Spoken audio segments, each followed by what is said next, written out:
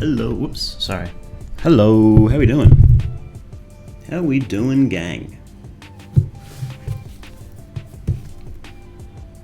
We're here bright and early on your, oh, it's not even the first for you guys yet, is it? It's the 31st, and this evening. Hey, Herd, how you doing? Hope you're ready for a good day. Wow, thanks, Woo. I appreciate it. What a nice way to start the new year.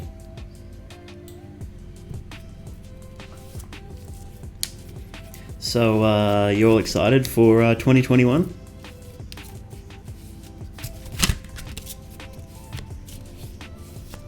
Waiting to get a drink at the end of the year. Yeah. Yeah, it's definitely the sort of year that you need to end with a drink, huh?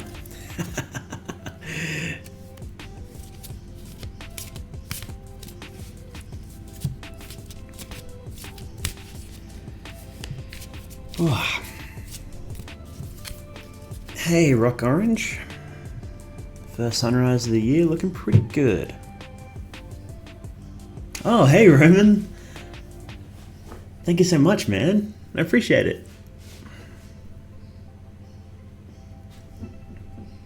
Perfect timing on the start, yeah. Hey, guys, how we doing? How we doing? Good to see you all. Thanks for coming.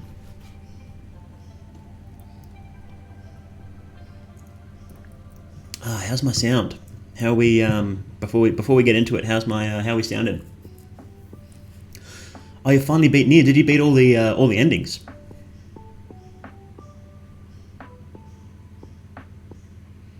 No, you're not late. We've only just started. Only been a couple of minutes. Did A to E. Okay. Sound louder than usual. Now we're sounding louder than usual today.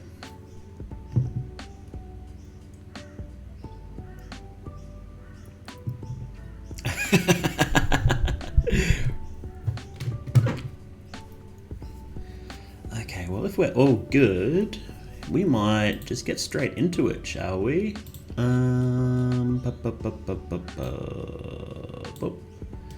on, let me just make sure I've got all my bits open.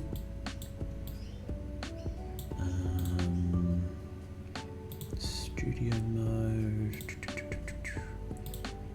Oh. Can I just put that there? No, I can't put that there.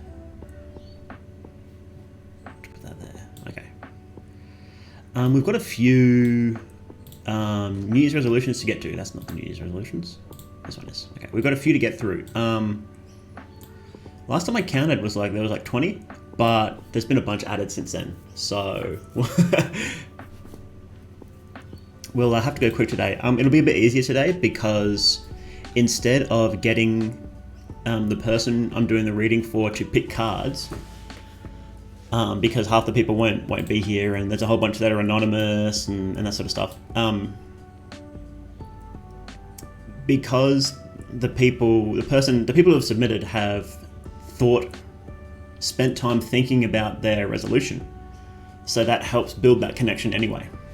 So that will offset them not being here to talk about it. So I think we'll be good. I think we'll be good today. So let's Oh, that's good. Oh, hey Tricky, how you doing? Yeah, I find it's good to because it's a fair call to say, you don't need to wait until the new year for resolutions, and that's fair. But there's a lot of power in an end and a beginning. And this is one of the few times that our society collectively agrees that this is an end. This is the end of the old year and they're bringing into the new year. And there's a lot of power there. So it's worth just thinking about how you want to spend the new year, even if you don't want to go through the whole New Year's resolution thing. This year especially is a good time to think about how to approve a new year. It's definitely one of those years you want to try and wash away the old and bring in the new, that's for sure. I make resolutions, but keeping them is another challenge. Yeah, that is a challenge. Okay, so let's start with some anonymous ones, actually. So the first one we have is, tell me the, oh wait, no, I'll switch to the right screen. There we go. Yeah, sure, no worries, Roman. We'll be going for a few hours. I will try to get through these quickly, because I want to stream for between 2 and 3 hours, so we've got to smash it out. How's Birdsley? It's more lively. Oh, can you hear it? Oh, hang on. They're annoyed because it's raining. One sec.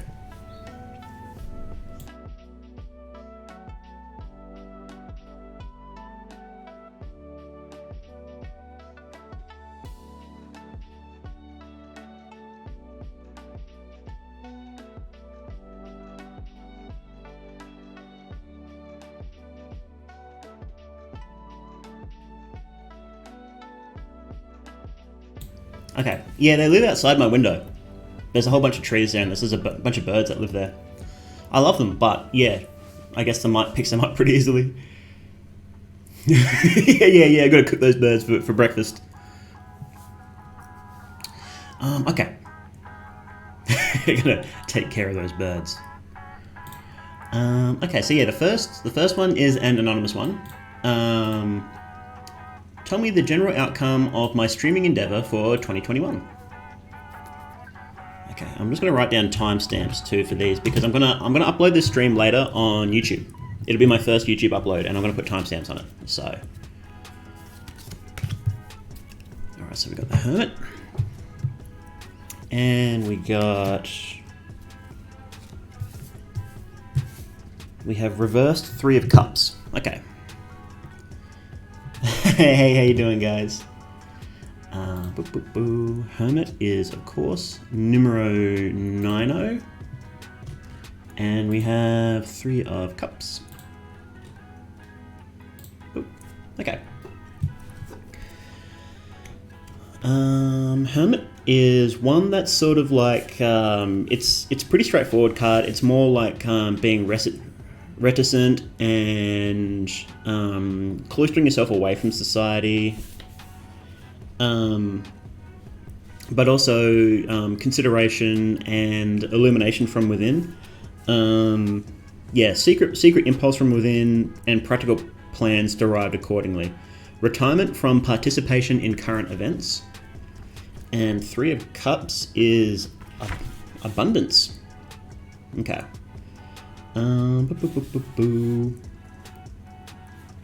Let's see. Combination of multiple forms of energy brings in the possibility of somewhat mysterious ideas. The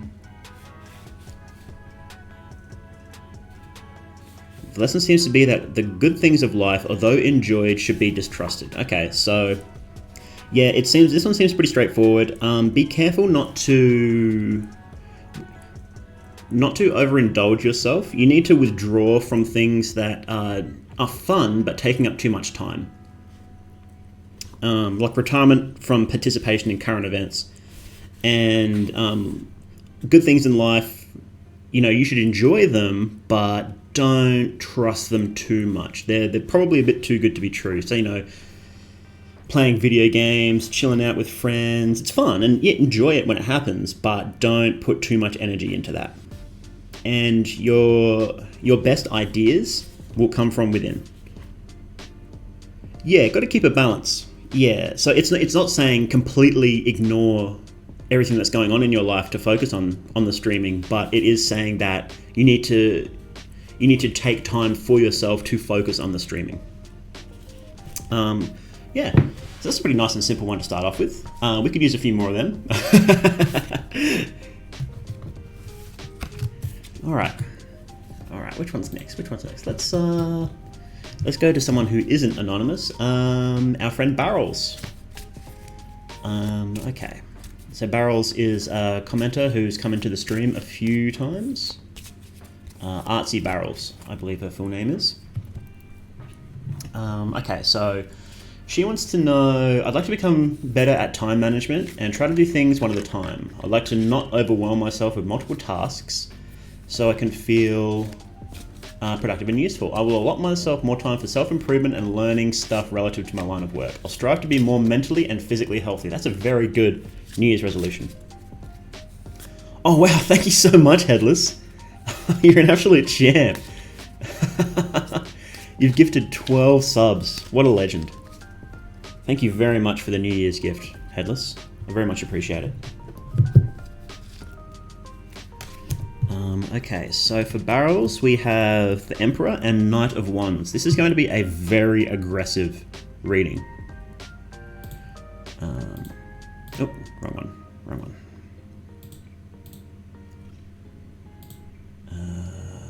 Where do we go? Emperor. And Knight of Wands. Where are you? Okay. So Emperor is a very aggressive card. It's very masculine elements. It's not to say that women can't have masculine elements. But it's masculine energy, which is it's masculine energy versus feminine energy versus being male and female is a whole different topic. But just in a nutshell, masculine energy doesn't mean only males have it. It just means attributes that are typically attributed to males, in a nutshell. We'll have a big discussion about that some other time, but and all magic and the elements fall into masculine and feminine categories, but we'll sort of talk about that as we go. Okay, so the Emperor is war, conquest, victory, strife, ambition, originality, overweening confidence, and megalomania. Quarrelsomeness, energy, vigor, stubbornness, impracticality, rashness, and ill temper. So yeah, a bit of a strong-headed bloke. Lots of good qualities, but lots of bad qualities there.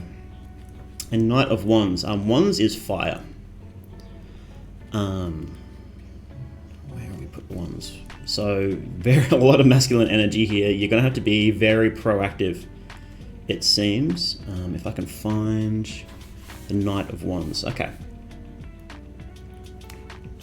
Wrong one. Prince of Wands here. Crowley calls them different names, so I have to try and remember which one it is exactly.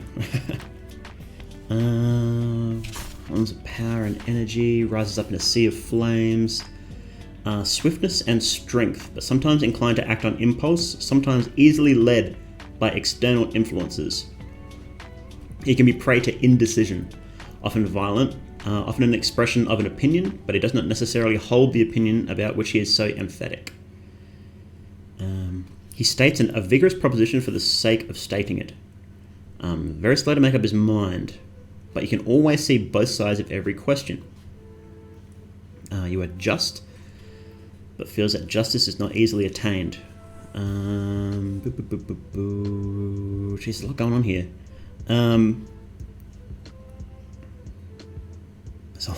The royal cards, like, knight, queen, king, that sort of stuff, they're very complex cards.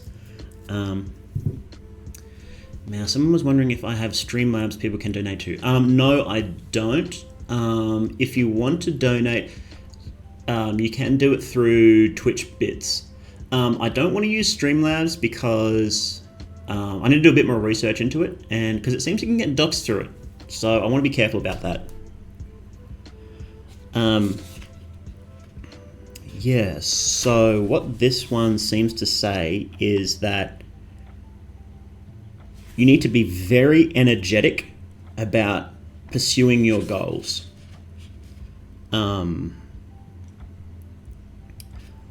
But you need to be very careful about being indecisive and spending too long judging all sides.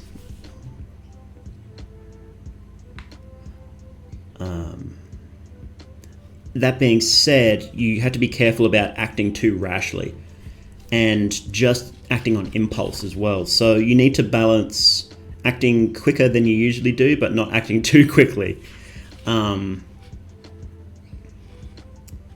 Yeah. You will need a lot of energy for this though. It's going to be tough, is what I'm getting from this.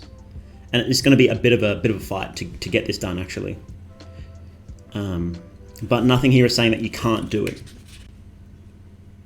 Yeah, it's saying that you absolutely can do it. They don't give you this. They don't tell you this. If the cards think you can't do it, it'll say it. But it is going to take a lot of energy, barrels. But no, you can do it. Oh geez, I forgot to write down the timestamp for that. Let's just say 15 minutes. I'll find it later. Okay. All right. Who's next? Let's do another anonymous. I'll try and go between anonymous and named.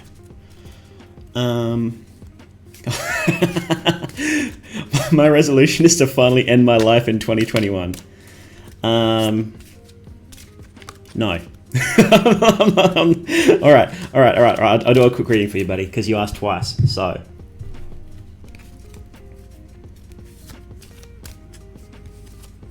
No, moving on. Because you asked twice, I'll do it. Okay. The Sun and 10 of Pentacles. Is that reversed? No, it's not reversed. It just looks reversed. What the hell? No, it is reversed. Okay, reversed 10 of Pentacles. The Sun is, of course, numero 19. Glory, gain, riches, triumph, pleasure, frankness, truth, shamelessness, arrogance, vanity, manifestation, recovery from sickness, but sometimes sudden death. And reversed 10 of Pentacles. Wealth. The force is completely expended and results in death. However, because it's reversed,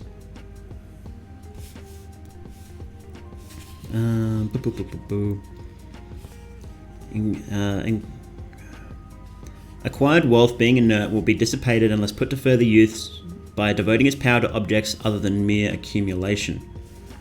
Let's see if there's something explicit for being ill-dignified. No. These are saying that you won't die. Because it's explicitly reversed, the 10 of discs. If it wasn't reversed, then I would say, yeah, dude, you're gonna be successful in your in the taking of your own life. But because this is explicitly saying the opposite of that. Because 10 of discs says the wealth is used up, so it will be dissipated. And because it's reversed, it's saying it's not used up, and so will not be dissipated. So I'm sorry, dude, you're gonna live through 2021. However, it will be a good year for you. Recovery from sickness, glory, gain, riches, triumph. That can mean a lot of things. It probably doesn't mean literal money. It will mean something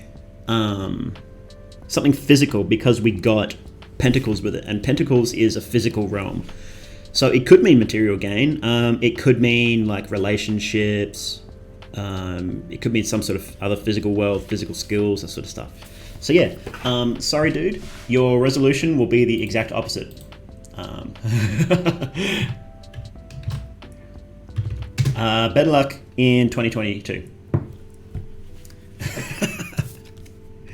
Hey, Zelos, how you doing? Thanks for coming in. Okay. Oh, here's one for my owner. Actually, here's one for my owner. My owner asked me to do a reading for him. And what he would like to focus on this year is improving his working out and finishing a project that he's working on. So we'll see. We'll see. Might get some some bad news for you. You're gonna live. Yeah. He was insistent. He asked twice if he was gonna die in 2021. And sorry, the cards just say no, it's not gonna happen, dude. Sorry. Saw someone pushing a puppy around in the stroller while at work today. That's fantastic. 22:30. Okay. Okay, so for working out and finishing a game. Oh, okay. we got some good cards. We've got. Oh, I'm a bloody idiot. I keep forgetting to fix this up. Pentacles. Pentacles 2. Oh. And Major Arcana is Death. Now, as we all know, death doesn't actually mean death. Of course, death means like a big drastic change. Involuntary or voluntary, sometimes logical because of existing conditions, sometimes sudden. It seems like it's a death or a destruction, but it's an illusion. So the fact that everybody thinks that the death card is about death is actually part of what the death card means, which is pretty funny. Very meta card. And we have 2 of Pentacles. And Pentacles, of course, is physical. So this does seem like a pretty good reading. Let's see what 2 is change, actually. Pretty big change coming. Harmonious interplay of 4 elements and constant movement.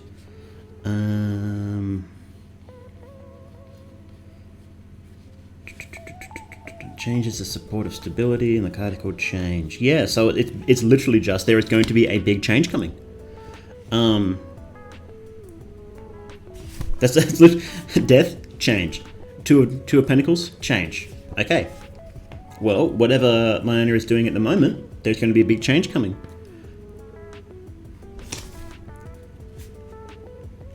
Yeah, that's a simple reading too. Okay, now next anonymous one is... Okay, so Maudoggie. Let me just write this time down.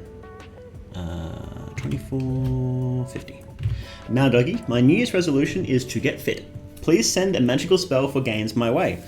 Well, I don't know about a magical spell, but I can read the tarot to see what they say.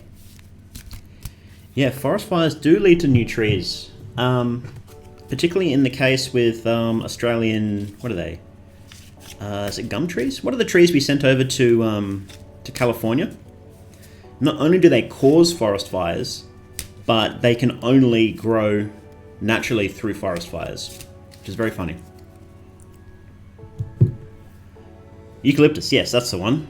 Was it eucalyptus that grew that way? I'm not sure if it's eucalyptus now that I think about it, but there is a type of Australian tree whose nuts only open naturally from the heat of a forest fire. Very funny. Okay, so to get fit, we have the Hanged Man and we have Change again. 12 is the Hanged Man. Oh wait, no, let me fix it. Oh, right next to Death. Thank you for doing your part and taking down California Mount. Look, Carve, anytime, anytime you need my help sinking California, you've got it. Okay, so Hanged Man. Enforced sacrifice, punishment, loss, suffering, defeat, failure, death. Yeah, so this is basically saying that you're gonna have to work hard to get fit, and you're gonna have to change what you're doing.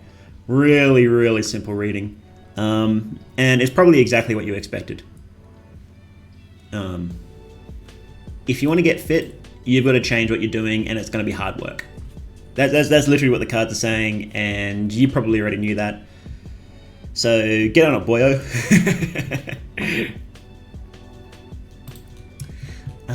Who was next? Do your reps, bro. Yeah, it is. And okay, so next on the list will be our good friend Herd.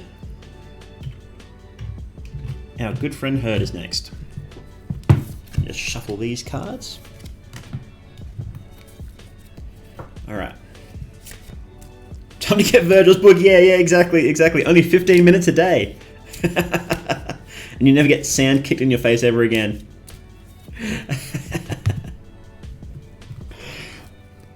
Okay, so Herd's New Year's resolutions are: draw even more, continue to do well in class and exams,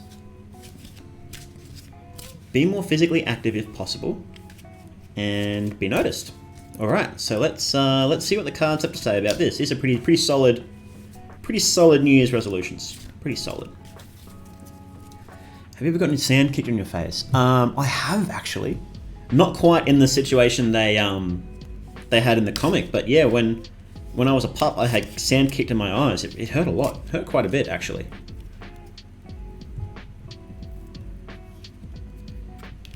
Alright, so we have the Lovers and the Ace of Swords. Now this is going to be an interesting reading. What's that? 6. 6. And Ace of Swords. Okay, so Lovers means joining.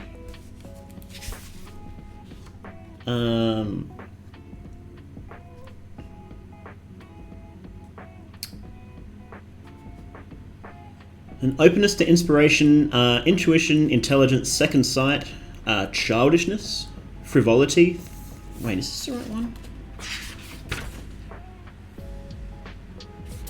Hang on, I think he moved these cards. Give me one sec.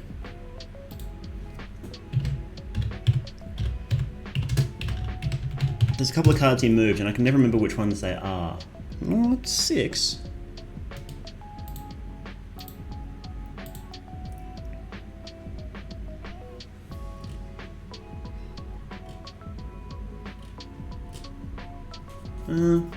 It should be. Yeah, okay. It just wasn't reading like a... Interesting. JoJo invented the terror. Yeah, they did actually.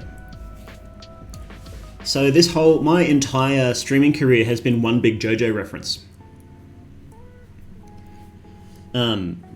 Yeah, so Lovers is openness to inspiration, intuition, intelligence, second sight, childishness, frivolity, thoughtfulness divorced from practical consideration, indecision, self-contradiction, union in shallow degree with others, instability, contradiction, triviality, and the highbrow in quotation marks.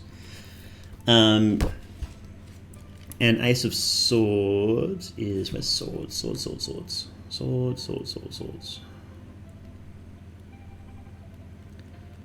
Boop, boop, boop, boop. Oop, too far. Ace of Swords, primordial energy of air. It lacks the purity of its superiors of fire.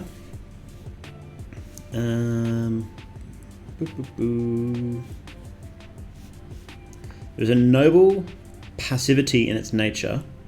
Evidently, it has no self-generated impulse, but set in motion, it manifests its power terrifically. It visibly attacks its directive like no other energy can do. All-embracing, all-wandering, all-penetrating, all-consuming qualities.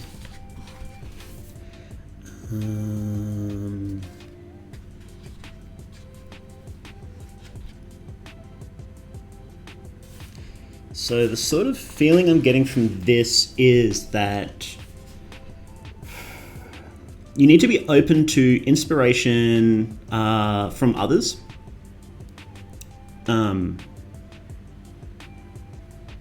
And don't spend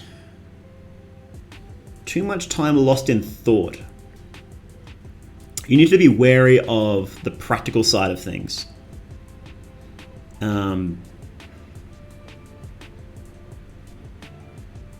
And be very careful of relationships that are very shallow as well. But if your energy is spurred on by another force, it's set in motion by something else, then your energy will be devastatingly powerful and you'll be able to attack whatever you like. However, it may be difficult for you to choose that direction yourself. So that's why I think you should be careful about the relationships you choose. So if you choose the right relationship, it will push you in the right direction. If you choose the wrong relationship, it will push you in a destructive direction. This is the sort of the feeling I'm getting from this. Is parasocial relationship shallow? No, I don't think they're shallow, but they can be the wrong kind of relationship. So yeah, if your Oshi says, you know, give all your money to me, don't do that. Give all your money to me instead. Yeah. So yeah, pretty straightforward reading as well. Be careful of who you hang out with. These readings always feel spookily relevant in regards to the cards I get. Smooth Mal. Yeah, thanks.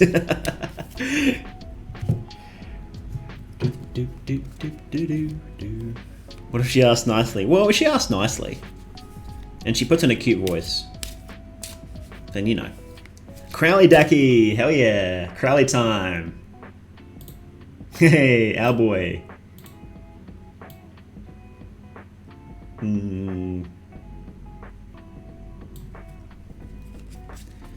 Sorry, man, I got a reading. It said to be careful who I hang out with, so we can't be friends anymore.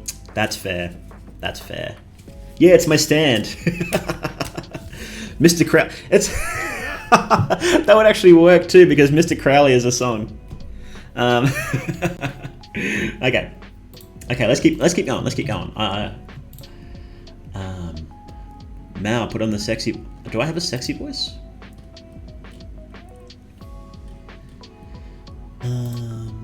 Can't lose her. Oh yeah.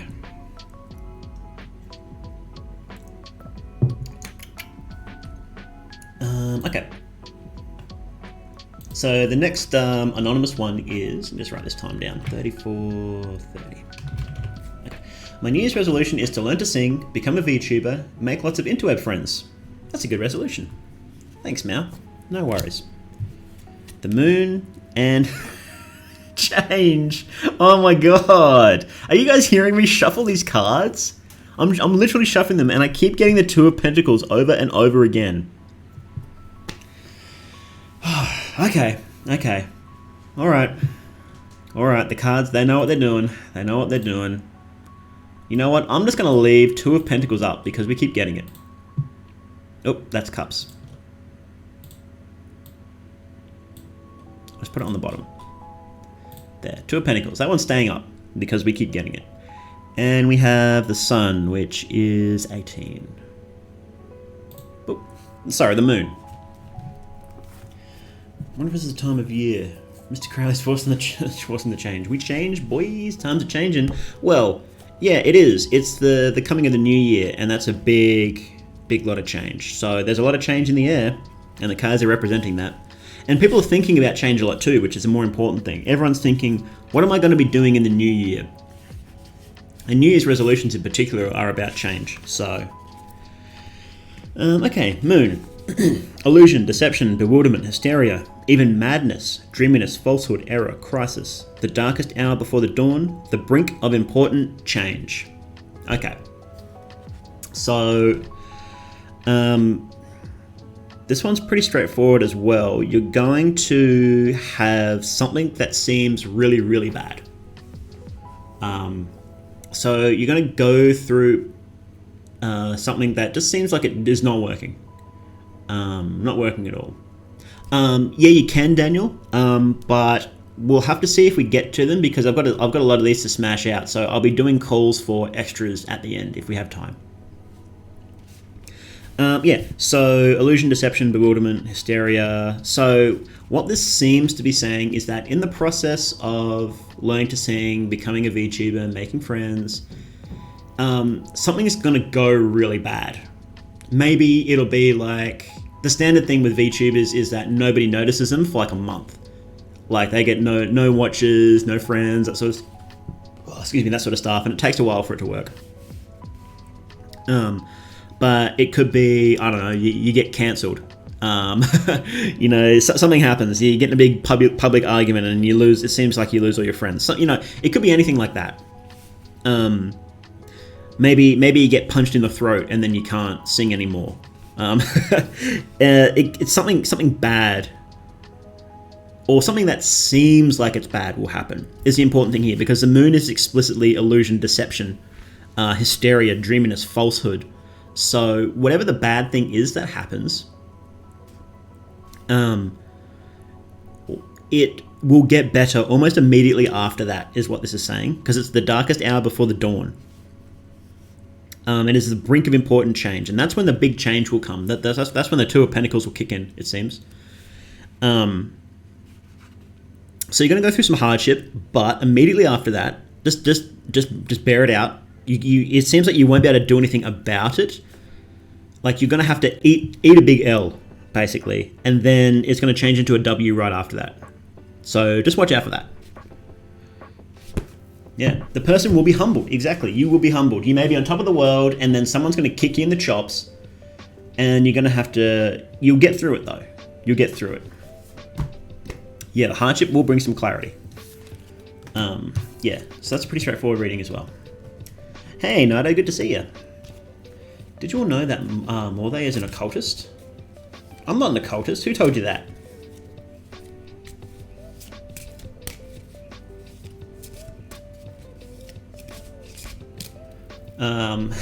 Okay, who's next?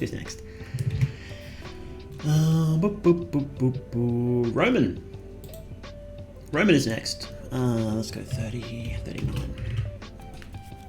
39. Okay, so Roman's New Year's resolution is to he would like to tap into his creativity more often and pursue related creative projects, as he would like to continue to improve himself as a person and figure out what it is that I would really like to do with his life. Okay. That's a good one. Man, dog shuffling cards to divine the future. Yeah, I'm not an occultist. Wouldn't a occultist be reading the tarot, guys? Come on. Okay, so let's see. What do the cards say, Roman? What do we got? The Empress. And Ace of Cups. Okay, you've got a lot of emotional energy here. So Empress is love, beauty, happiness, pleasure, success, good fortune, graciousness, elegance, luxury, idleness, dissipation, debauchery, friendship, gentleness, and delight.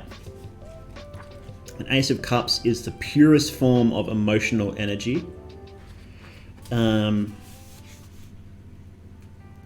It's the virtue of this card to conceive and produce its second form of nature, which is love.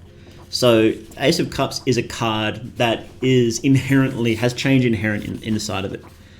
So there is a lot of change going on this year. So what you're going to do or need to do is change something about yourself, transform yourself to have more love in your life.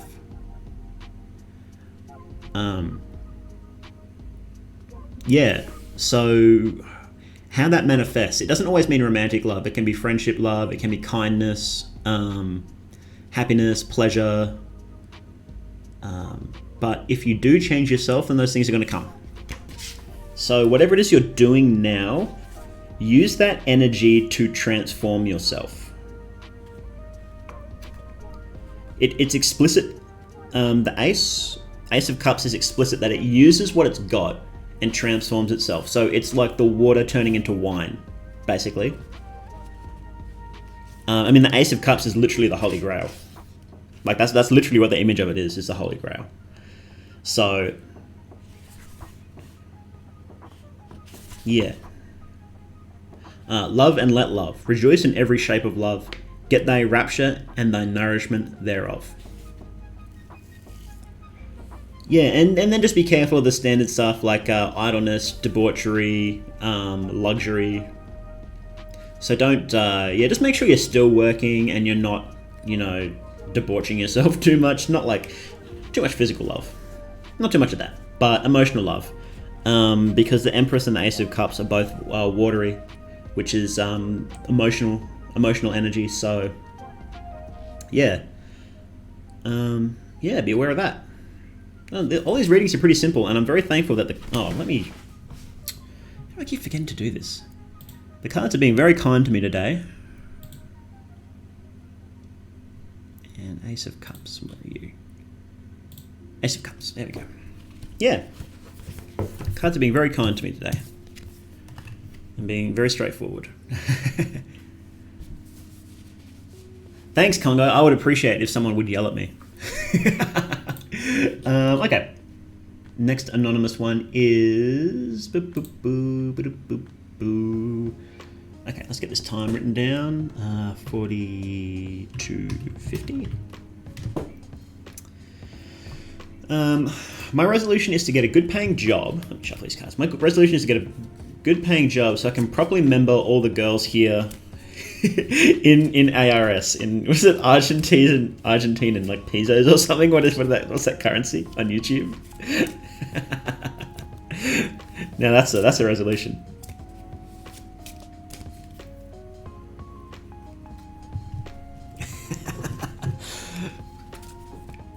Big chat, super chat.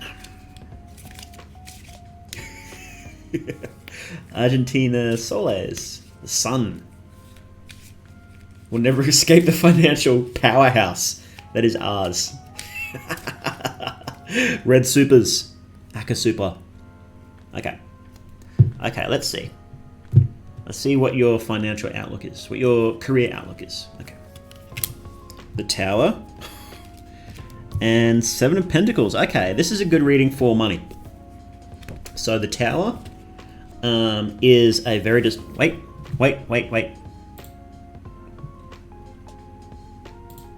5 of Pentacles. So 8 of Pentacles. 8 of Pentacles. 8 of Pentacles and the Tower, which is 16. There we go.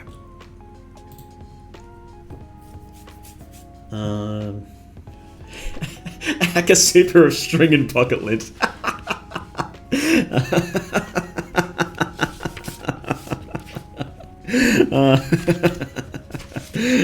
Okay. Tower. Quarrel, combat, danger, ruin, destruction of plans, sudden death, escape from prison. Now, Tower is another card that means change, but it is devastating change. So the structures that you've built up for yourself either will or need to be destroyed. So you can see in the image there, it's a devastating blow.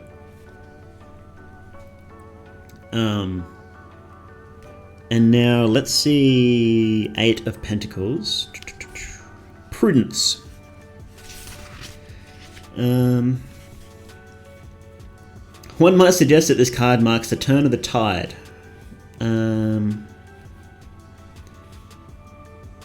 These last 3 cards seem to prepare an explosion which will renew a cycle of life. The interest of this card is the interest of the common people. The rulership of the sun also represents birth. Secret withdrawing of energy into the earth. These discs may represent as flowers or fruit on a great tree, its solid roots in fertile land. Okay. So what this seems to be suggesting is that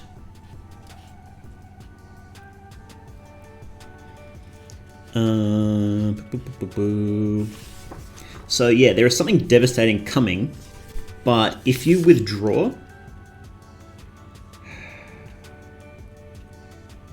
it's sort of like seeds that have been planted, basically. So there's something coming.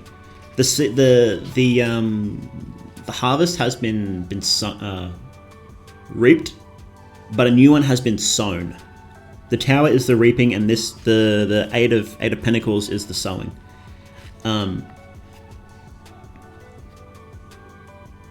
There is fertile land, whatever. So there's going to be destruction, but you can build in the rubble. So don't be afraid of something that seems devastating, because it will end up being for the better. The Tower doesn't usually mean a good destruction, but combined with the 8 of Pentacles, it does.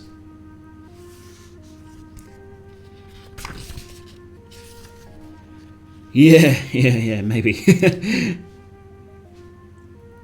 So whatever happens, don't worry, because it will create fertile land for you to grow on, is what it's saying. Or there may be structures that you need to destroy.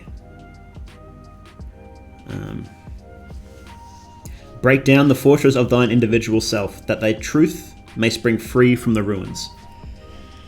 Yeah, so you've got a tough year coming up, dude. Unfortunately, but it will be for the better. So don't worry too much about that. Like when the state of Kansas settled its farmland on fire on purpose. Yeah, burning back your farmland can be quite good.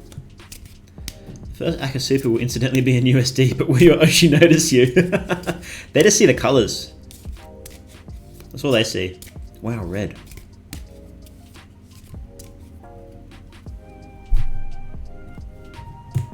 Who's next? Who's next? Who's next? Who's next? Yoro! Our good friend Yoro, our dear leader. Yoro is next. Now she has a very simple New Year's resolution. She wants to take more breaks.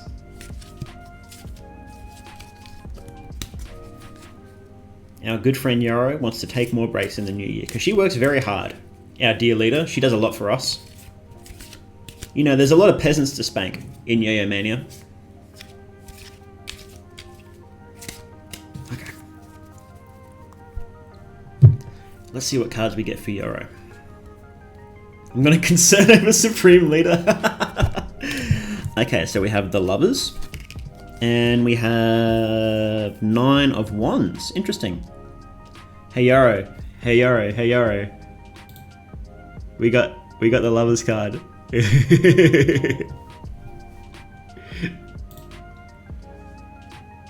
Alright, so we got the Lovers and we got 9 of Wands. Where's 9 of Wands?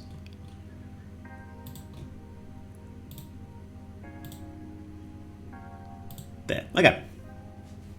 Spanking your services is an around-the-clock job. It is. Okay, so we had Lovers before, and that was a union, openness to inspiration, intuition, intelligence, second sight, childishness, thoughtfulness divorced from practical consideration, self-contradiction, union in a shallow degree with others, instability, contradiction, triviality, that sort of stuff. Okay, and 9 of Wands. Wands is, fiery energy. Very powerful. But 9 is more corrupted version of that energy. Okay, so strength.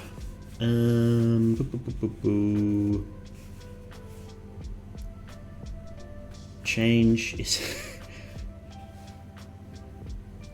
stability. There is so much. Everyone's thinking about change at the moment. So all these cards are like, change.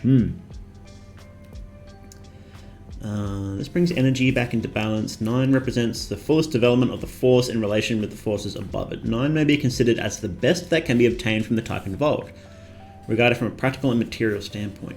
Oh, Artsy, yeah, you missed your reading. Yours was like the first. And hey, Benos, how you doing?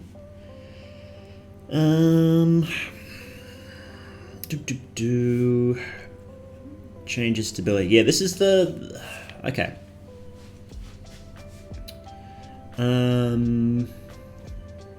So all the things you've been working towards will come to fruition is sort of what this is saying. You need to combine the energies that you've been feeling. But you will need to keep changing whatever. So you can't just keep doing the same thing, but you need to use the energy that you've had to keep rebuilding yourself, and that will be your strength.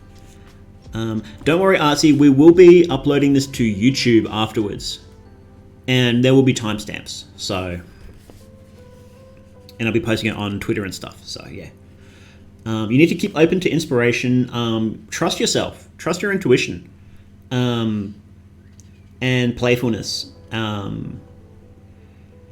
And be careful about, like the previous reading, be careful about union in shallow degree with others. So, thoughtless relationships, be careful about them.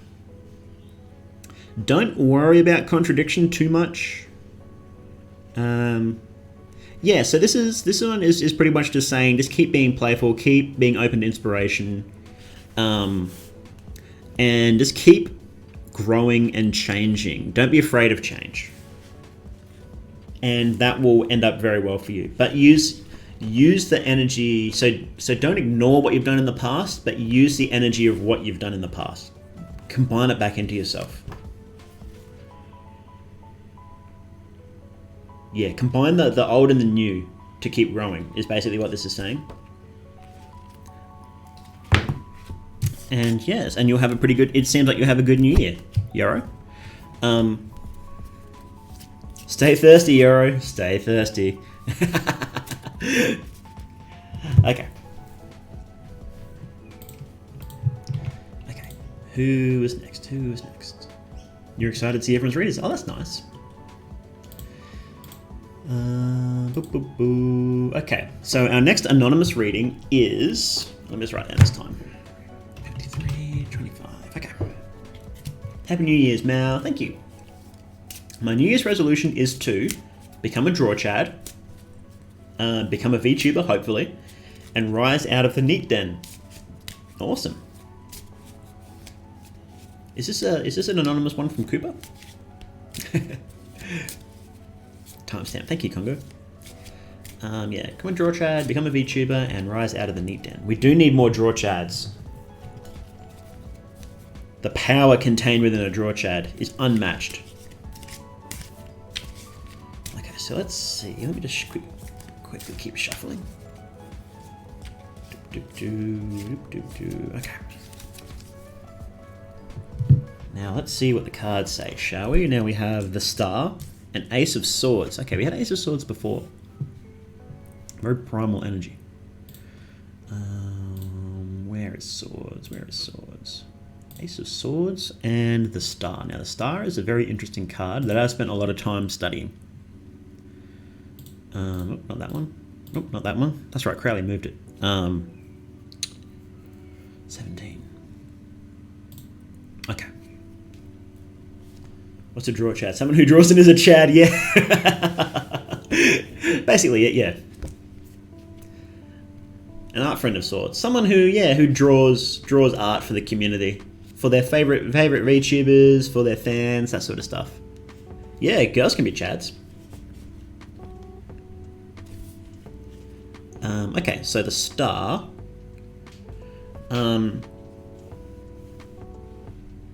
Where did Crowley put the Star? Let me remember. Yeah, here we go. Hope, unexpected help, clearness of vision, realization of possibilities, spiritual insight, with a warning towards error of judgment, dreaminess, and disappointment. And the Ace of Swords is... That was a very strong energy that was not directed by itself, if I recall. Let me just double check. Yeah, it's not set in motion by itself, by other things, but when it is set in motion, it is terrifically powerful, with an emphasis on terror. There's nothing you can't achieve when set in motion, but you're not always set in motion by yourself. And that's exactly what the Star is saying. Unexpected help and realization of possibilities. So you're going to get help from somewhere else, and that's going to set you off in motion. So what you can do in the meantime, while waiting for this unexpected help, is get yourself into a good position to use that help. This is more practical advice. So say if you're expecting help to be a VTuber, you can get everything else ready. So, you can do all your research, you can set up your accounts, you can start talking to artists, you can, get all the extra stuff ready. And then when you get that unexpected help, then everything is ready to go. Yeah, or like start practicing drawing, or, try to look for work to get out of neatdom, that sort of stuff. So get yourself in a good position to use the help that you have. Because that's the thing about luck, is that the more opportunities you give yourself, the luckier you are. So someone who just sits at home all day in their room on the computer and doesn't really do anything, they're not often lucky because they don't have many opportunities for luck. Someone who goes outside, interacts with a lot of people, talks to a lot of people, puts themselves in riskier positions, are often much more lucky because they give themselves more opportunity for luck to act upon them. That's something that's very important to remember. That's why Chad always seems so lucky, you know, because he gets himself into a position where luck can act upon him. Yeah, you know, that's a good point, because this has sort of been a year where everyone's had to sit at home, so the whole world is a little less lucky than it usually is. But you just have to keep that mindset is, am I putting myself in a position where I can be lucky? Not am I lucky, but what am I doing to become more lucky? Which is, luck is a skill, guys. Luck is a skill. Yeah. So get yourself ready for unexpected help, and when that help comes, anonymous user, then you can, if you prepared yourself, then you can like launch off with full force. The more opportunities to you, the more you may become lucky. Exactly. Yeah, Kongou. Luck isn't a skill, but making the best of luck is. Yeah, and you're right, Carv. Even if you're at home, there's still lots you can do. You know, I mean, we live in the age of information, and entrepreneurship is really big these days. Go search where the things you want are, not wait for them to come. Exactly. I genuinely believe people are born with luck, and I consider myself a lucky individual. Yeah, that's something else as well. That's where the magical side of it comes into it. And I've talked about that a bit before, how magic is basically the manipulation of luck in the absolute roughest practical terms. And some individuals are just better at it than others by nature. And I consider myself a very lucky person.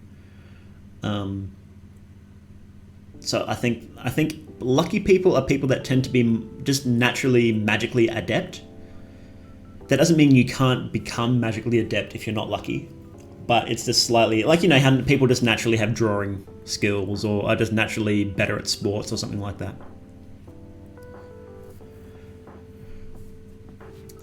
Okay, who was next? That was Anonymous. Oh, I didn't write down Yoro's timestamp. I'll figure that out later. Okay, Koopa-chan on 1 hour. Okay, so what does Koopa-chan want for the new year? Koopa would like to be more organized, or to be less scatterbrained. That's classic Koopa. Her stream, if you didn't catch her stream this morning, it was really good. She had quite a nice ending speech that she did. It was nice. Good old Koops. Koopa-chan, Miss Koopa. Who calls it? Yeah, Naru calls her Miss Koopa. Quappers. I hear she smells like seaweed. Is that true, guys? Less scattergram. Koopa. Can the world contain such power? That's a good question. I don't think so. Consider a scatterbrain as a charm. It is. She's a very charming person, Koopa. Okay. Let's see. We got Temperance. And reversed Two of Swords. Interesting. Okay. I'm not intentionally reversing cards. I don't like doing that normally for these small readings.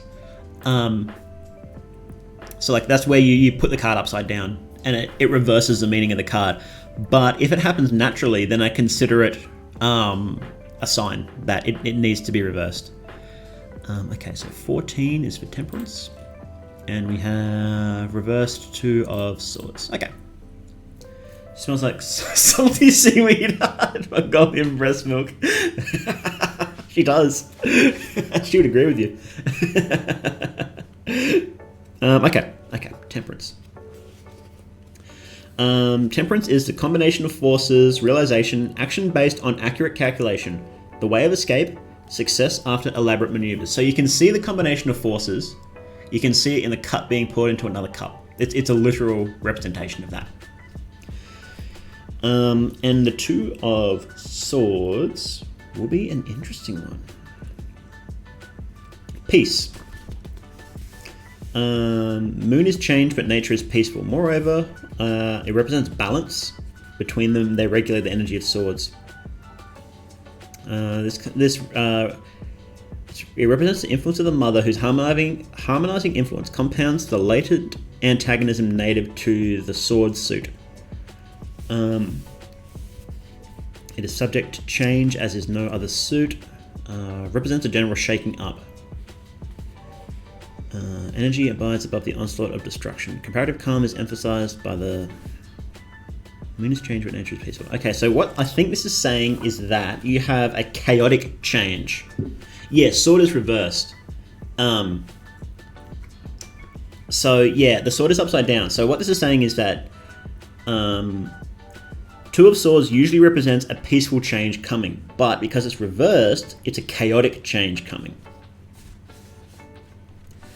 And it's interesting because it has the energy of the mother here, so a feminine energy, because you can see the big water, and water is a feminine attribute, and so there's a lot of water in this card, visibly, and it's associated with the mother and feminine energy, which is interesting because swords is a masculine power, and sometimes you'll get cards like that. And then combined with Temperance, it's combination of forces, realization, action based on accurate calculation. So you've got a chaotic change coming, Koopa.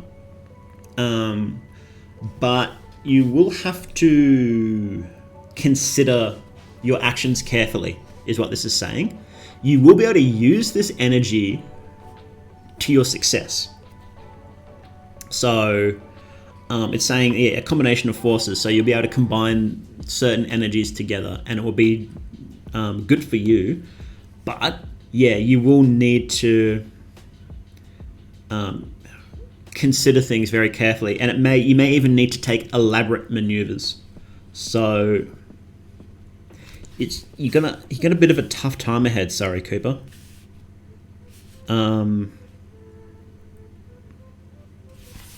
Yeah. But there's a way through. It's complex, but you have a way through. So don't lose hope. So absolutely do not lose hope, because there is a way through. It will seem tough and you may not see it straight away, but with a bit of consideration, you'll be able to get through it. Some big decisions are heading away. Exactly. No, not losing mummy. Not losing mummy. If she gives up, if Koopa gives up, then yeah, she will lose. But if she doesn't give up, and she spends a bit of time considering it, she'll get through it fine.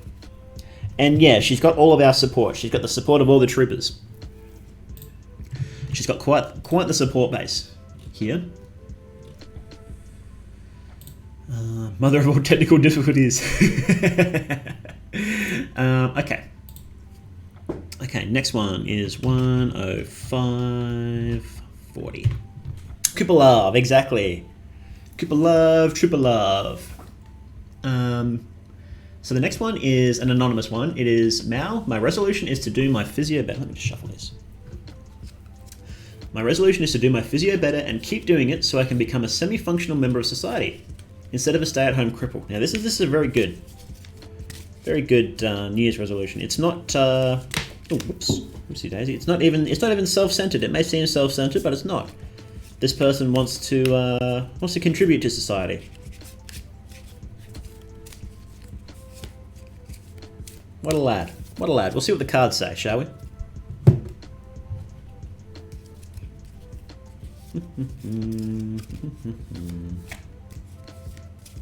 Okay. Now we have Magician. And we have Nine of Cups. This is Nine of Cups is a good card. Nine, where are you? Nine of Cups. And sorry, Magician. Magician is numero uno. Okay. Magician is also a combination of forces. It's a very early card in the major arcana. Lost it. Went past it. Skill, wisdom. Oh, sorry, I just had a sip of water, now I'm burping. Skill, wisdom, adroitness, craft, cunning, elasticity, deceit, theft. Sometimes occult wisdom or power, sometimes a quick impulse, or a brainwave, in quotation marks. It may imply messages, business transactions, interference of learning, or intelligence with the matter at hand. Time to devour New Year's Eve leftovers. Yummo. Okay, and 9 of Cups. Where are you? Where are you? That's Swords. 9 of Cups. Happiness. It's the culmination and perfection of the original force of water. Complete and most beneficent aspect of water.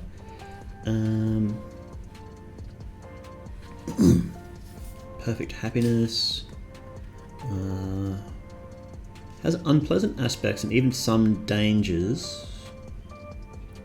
Okay, it represents relief rather than just pure happiness, you know?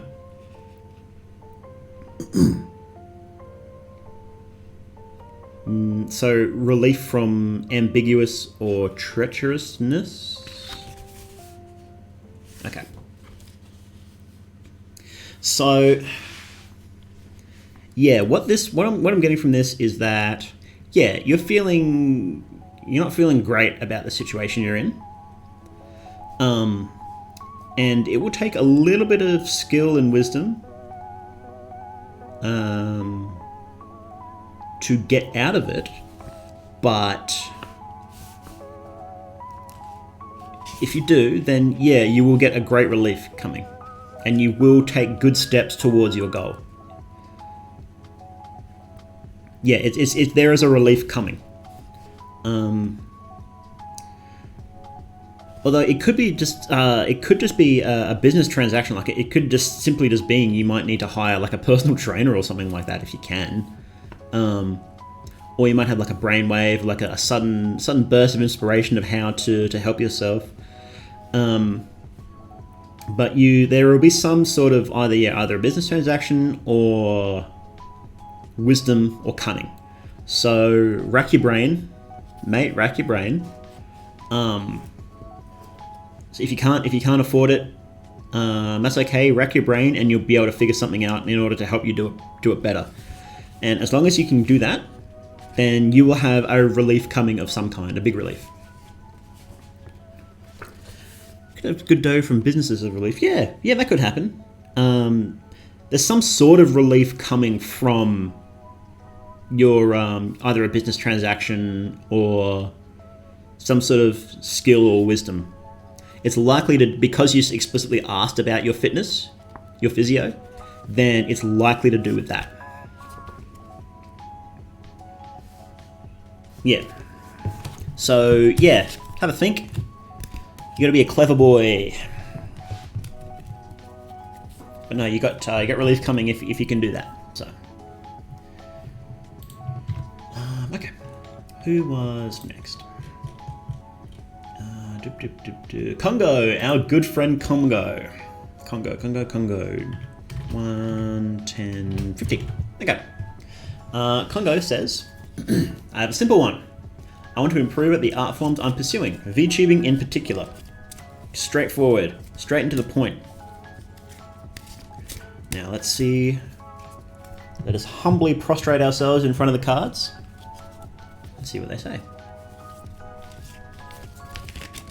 Oops, see Daisy, drop that one.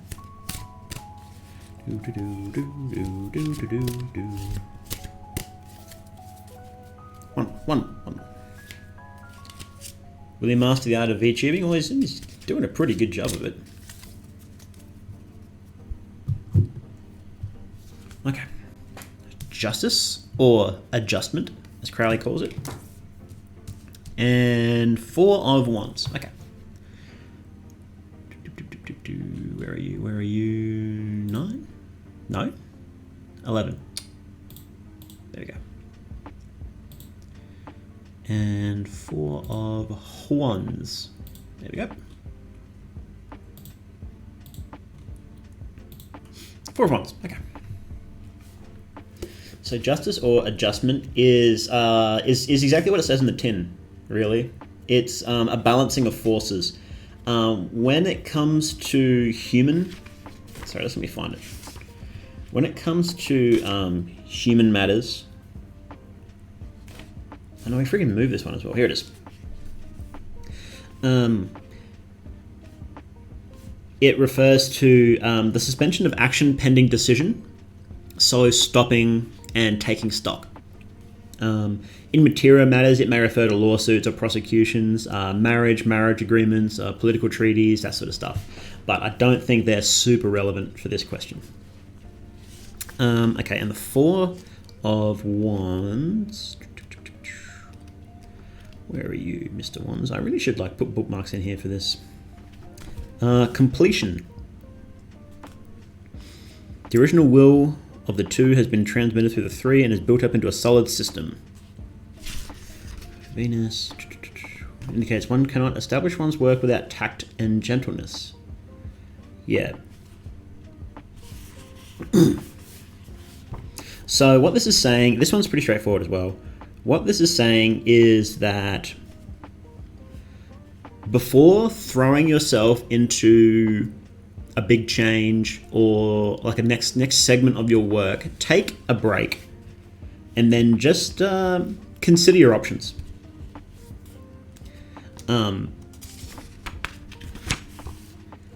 So it will, the things that you've built up already, four takes the energy of 1, 2, and 3 and it combines them and completes them, basically. So what you have to do is take what you've done already and see how you can build on top of that rather than starting things fresh, if that makes sense. So whatever your next move is, consider what your next move is, but it will be based directly on the things you've done before. So what you've got, take it and improve it. Don't start something from scratch. So basically what this means is that in relation directly to VTubing, so improve what you've got, don't start another area. So if there's like, I don't know, you want to move on to doing, you want to move on to making videos, well, just consider fixing what you've got first. Or building on top of what you've got first rather than starting in a whole new branch, if you get me. So like if you've got multiple branches, like, you do streams, you do collabs, you do, you do presentations, whatever.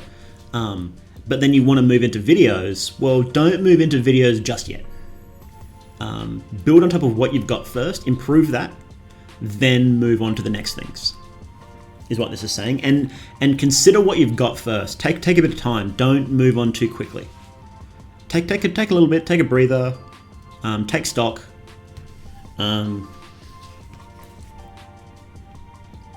Yeah, and then move on. So yeah. It doesn't say whether there's like any big good or bad things coming. It doesn't seem like there are. It just seems like a pretty rational sort of reasoning. It seems like you got a fair bit of stability, Kongou, and what you're doing is working.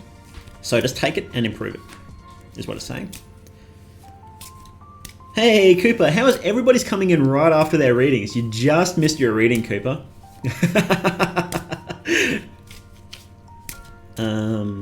What did we say? Oh yeah, Koopa, you've the cards say you've got a big chaotic change coming. But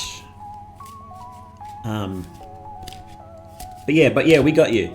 You will need to. Okay, I'll keep it brief because I go into a bit more detail. You'll need to consider your actions before you take them during this moment of change. It's going to be tough. No kidding. It's going to be tough, but you will be able to get through it. If the cards think you wouldn't get through it, they'd tell you. They'd throw, they'd throw a tower in there. They'd throw a change of fortune in there. They'd just say, nah, it ain't happening. But the cards said you can get through it. So yeah. Don't stress too much about it.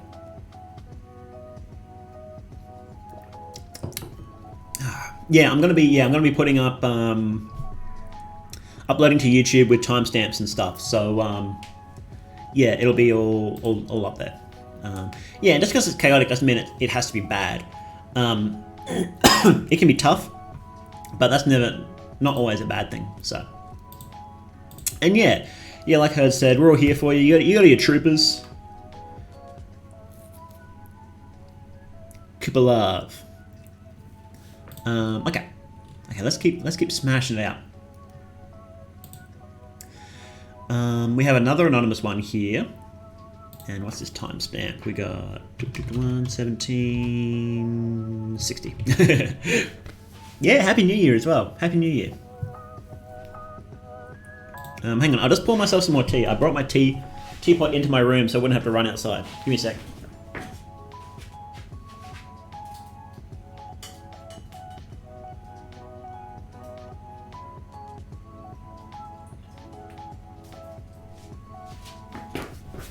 Here we go. Okay, so the next one is another anonymous one. Just shuffle my cards.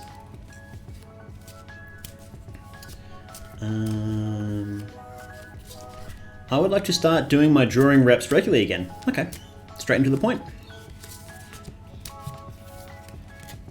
Let's see what the cards say. How does your soul look like, Mao? That's a good question. Your soul. A little cloudy, Carve. What have you been doing? You been doing something you're not proud of? Oh, looking straight at us. Yeah. That's right. I have my screen covered, unfortunately, because I've only got 2 screens and it's not enough. Okay. It's a cloudy. Okay. Yeah, we do have a lot of Takadachi Anons. Okay, so now we have Temperance again, which is a combination of forces as we went over before, and we have Page of Swords. Now, the royal cards, so like Page, King, Queen, that sort of stuff, usually represent a person involved in the reading directly. And even if they don't, they're very complex cards. So, Page of Swords. Yeah. Okay. How long will the stream go on for today? I have to leave now, but I'd like to tune in later. It will probably go for about another hour, I reckon. And then we might do Zatsudan for a bit. I think the hard limit will be 3 hours. Yeah, I'll call it at 3 hours, but we should get all the cards done by then. You did, unfortunately, Kongou. It was pretty straightforward. You just have to take a breather. You'll see it in the VOD, but you've got to consider. Don't act too rashly. You've got to consider your actions. Basically, is what I said. Okay, so Temperance is for this anonymous who wants to start drawing reps again. Combination of forces, realization, action based on accurate calculation, way of escape, success after elaborate maneuvers. We had that same card with Koopa. And now we have Page of Swords, which of course Crowley calls Princess of Swords, which always throws me off because he names them differently.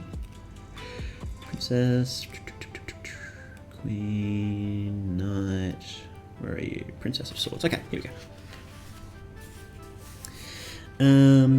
Princess of Swords represents the earthy part of air, fixation on the volatile. She brings about the materialization of an idea.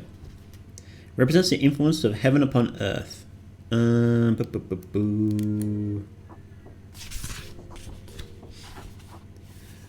She's stern and revengeful. Logic is destructive. Firm and aggressive. Practical wisdom and subtlety in material things. She shews great cleverness and dexterity.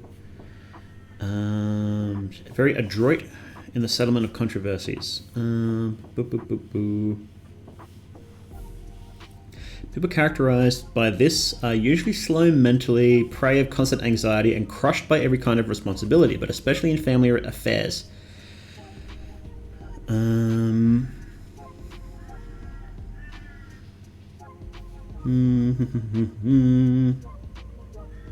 Such people have found rare, naturally enough, appear as children of misfortune. Nevertheless, they have chosen alright and of due season gained their reward. Okay. Success after elaborate maneuvers. Yeah. So what you have to do is, yeah, you're going to need to show cleverness and dexterity in the management of practical affairs. Both of these cards are saying that. And it seems like you're not a stranger to that.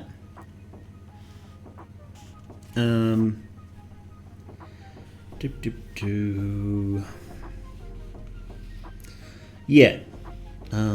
Be careful about anxiety and taking on too much responsibility. That's something you had to be very careful about. But if you can, there's a combination of forces and accurate action based on accurate calculations. So you do have to take a minute to take a bit of time to consider your actions before you take them. But as long as you do that, in practical affairs specifically, and I suppose that specifically means you're drawing. Yeah, be firm and aggressive about it, about the things you want to do, and be careful not to take on too much responsibility, is basically what this is saying. But yeah, again, like for Koopa, is success after elaborate maneuvers. So as long as you can perform these elaborate maneuvers, and it seems like you're well versed in that, then you'll be successful. So yeah, it's really just a warning that just keep doing what you're doing, but just don't be careful about anxiety and taking on too much responsibility. And yeah, don't be afraid to take a little time to stop work and just consider your actions before you take them. And that's fine. Don't be too worried. Don't be too anxious about doing that. Is what this is saying. So yeah, you got a bright future ahead of you. And I, for one, welcome our new art friends. Okay. Who's next? Our friend Bar, who pops into chat sometimes. 2440. Our friend Bar would like to focus on fitness, specifically losing weight, which is it's a common New Year's resolution. Getting fit, losing weight. We've had a few of those so far. I think people will be even more reflective than usual into 2021. They will. Hopefully they will, because there's a lot to reflect upon. So.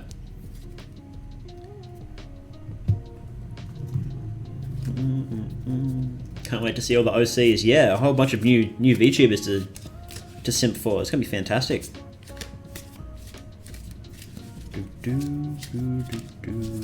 Okay. Do my workout reps after all, staying indoors, and especially after the Christmas and New Year's food. Yeah. Okay. How do we keep getting upside down cards? I don't mean to do them upside down. There must be a bunch that are just upside down. Whatever. Okay. So for our friend Bar, we got the Lovers card. She keeps... This is like the second or third time I've drawn the Lovers card for her. What's that? 6. And what do we got? We got 5 of Cups. This is not a fantastic card, I won't lie. Oh, excuse me. 5 of Cups. Here we go. And that's reversed though. 5 of Cups reversed, so we'll see. It might end up good. Thank you. Thank you for your blessings. Okay, so Lovers. We had Lovers before. Openness to inspiration, intuition, intelligence, second sight, frivolity, self-contradiction, union in a shallow degree with others, instability, triviality. Okay. And 5 of Cups is disappointment, but it's reversed. So we'll see what disappointment means first, and then we'll reverse it. Okay, so there's powerful male influences on this card because it's water, so it's typically feminine, but it has masculine influences of it because of the stars that it's attributed to as well. These male influences do not show decay, which is what they usually do, but only the beginning of destruction. Hence, anticipated pleasure is frustrated. It symbolizes a triumph of matter over spirit. Alright, So it's an idea of disturbance when least expected. So what you would expect this to usually say is that it's not going to work out. Your anticipated pleasure of getting fit is frustrated. Too much disturbance. A triumph of matter over spirit. Your will isn't strong enough to work out. But because it's reverse, it's the exact opposite of that, isn't it? So it's the triumph of spirit over matter. Its anticipated pleasure is not frustrated. So there's no disturbance in a time of ease. I don't know what the opposite of that would be. No disturbance, I guess. Yeah. So this is a really good reading, actually. This is a really good reading for someone who wants to work out, to be honest. Yeah. That's probably the perfect card you could draw for reversed, for sure. So I think things to work out for would be being too frivolous about it. Union in a shallow degree with others. So that would be forming relationships, maybe like a personal trainer, or promising to work out with someone. Being too lighthearted about that. Indecision. Yeah, this is all pretty simple stuff. Be open to inspiration. So if there's any unique ways of working out, so maybe you decide to go hiking, or maybe you have some other interesting idea of how you can work out. Maybe traditional working out isn't for you, but doing these other things are a bit more fun for you. Maybe you don't want to hit the gym, and hitting the gym can be a bit tough, depending on where you are as well. So being open to different ways of working out, and using your intelligence and intuition, and being a bit playful about it is fine. It's perfectly fine.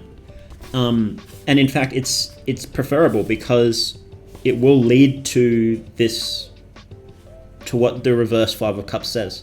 So yeah, you've got a pretty good. Don't be like too lighthearted about it, but don't be like, don't be too strict as well, which is where I think the difficulty is going to come from.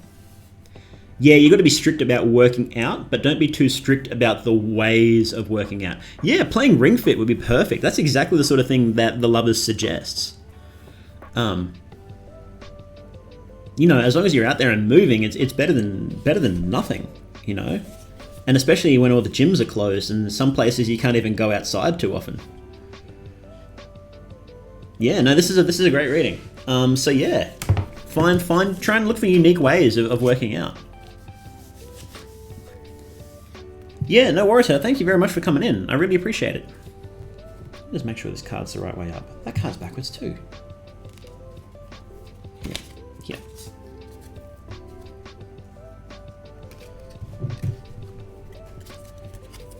Let me just make sure a whole bunch of these are actually right way up.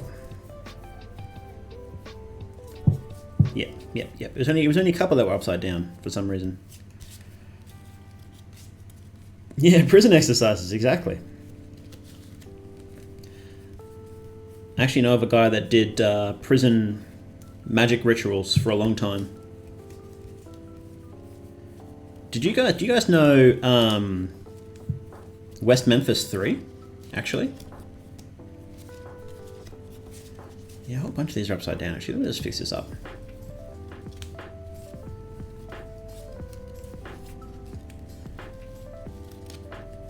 No, I guess it is a bit dated these days. They were a group of, the oldest one was like 19, and then the other two were like underage, I think, and they were accused of committing these awful crimes, killing these little boys, and from the get-go it's obvious that they didn't do it.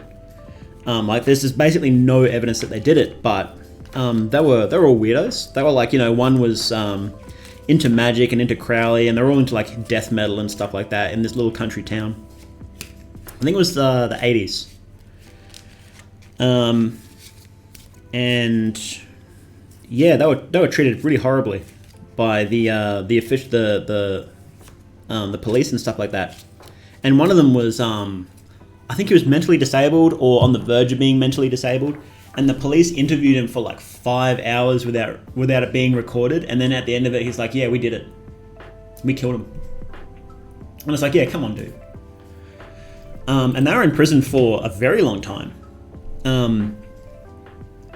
And eventually there were a bunch of documentaries about it. One of them was called Some Kind of Monster, actually, and it used Metallica's Some Kind of Monster song, which is why I ended up watching it. And eventually they got let out, but it was a thing where they still admitted that they did it, but they just weren't in prison anymore. So the court didn't have to pay them for the time they were put away. Really horrible stuff, unfortunately. Really enjoy listening to you, and you're a cool guy, but I really don't believe in this stuff. Yeah, look, it's I get it. I get it, Zero. Nobody believes in magic at first. Not a single person who practices magic believed it at first. So I completely understand, and it really wasn't that long ago for me. About a little less than a year ago now, that I didn't really believe it either.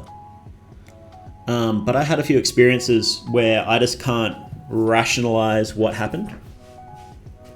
And I've gone into it before, and I won't go into it now because it's a long discussion, and I want to get through these readings. But yeah, no, I completely understand that when people don't really believe it. So, Frohes Neues Jahr aus Deutschland. Happy New Year from Germany. Thanks, Ferox. Ferox Schattenwolf.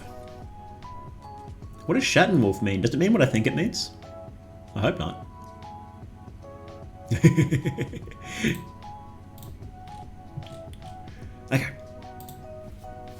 Okay, so our next reading is let's move on to our next reading.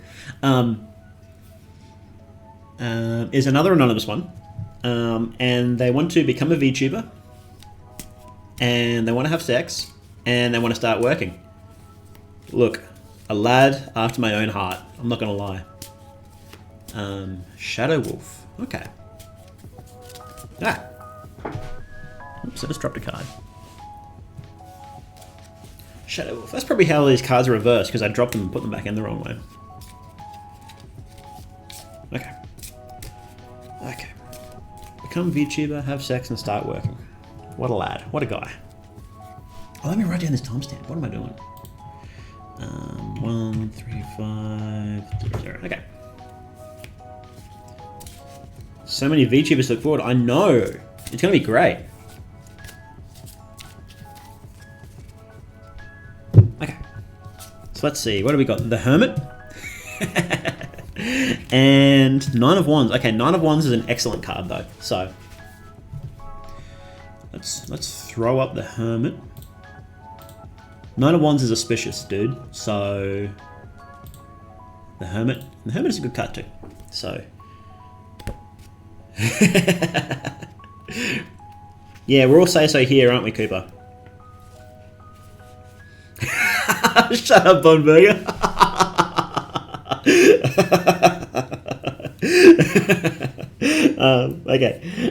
Okay, so Hermit means illumination from within, secret impulse from within, practical plans derived accordingly, retirement from participation in current events. Okay, and Nine of Wands, I believe, is strength. Yeah. Change is stability, yeah. Very strong from a practical and material standpoint, which is interesting because fire isn't usually practical or material. Yeah, okay. It makes puppies, yeah. When you spit in the palm of your hand and shake hands with someone else. Exactly. That's how I've been doing it.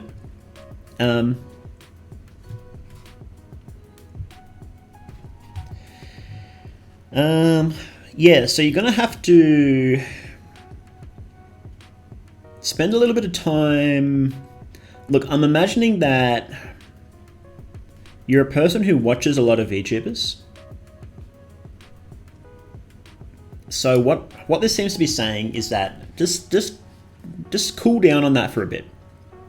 So take a bit of time to focus on yourself. Stop watching VTubers for a little bit. Don't worry about going out. If you're a person that hangs out with your mates or something like that, don't just cool down on that for a little bit, and consider your actions. You're gonna need a change. Strength says change is stability. So yeah, but yeah, this is basically saying that yeah, you've got you need to make practical plans for what you want to do, and you need to think about it, and you're gonna need to change. Whatever it is you're doing, it's obviously not working. So yeah, pretty simple reading. Yeah, take a week or two, and then just don't get off social media. Stop watching VTubers. Just consider yourself and what you want to do, and make some practical plans. Literally, if you can, literally write it down. Like write out a guide of what you want to do, like steps of action that you want to take. And that will do you really well. Yeah, this is super straightforward, dude. Take a step back and reconsider what you're doing. You had to put some effort in if you want to succeed and get laid, my dude. Yeah.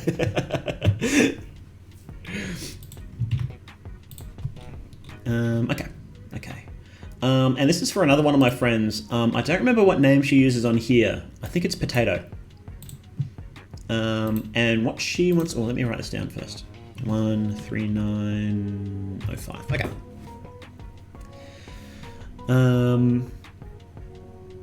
I believe her name is Potato on here, and what she wants to do is to figure out a goal for her art, because she's been feeling a bit... Because she's an artist as well, and she's a pretty good artist. And she wants to sort of figure out a goal for her art because she's feeling a bit lost career direction-wise. So hopefully what she would like to do is figure out exactly what she wants to do with her career.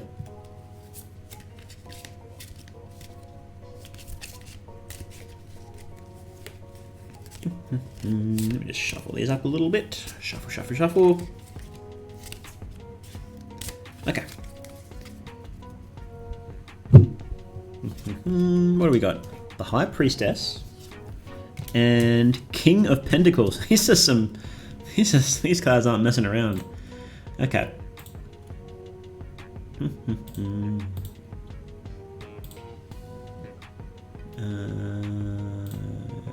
King, oh, that's Cups.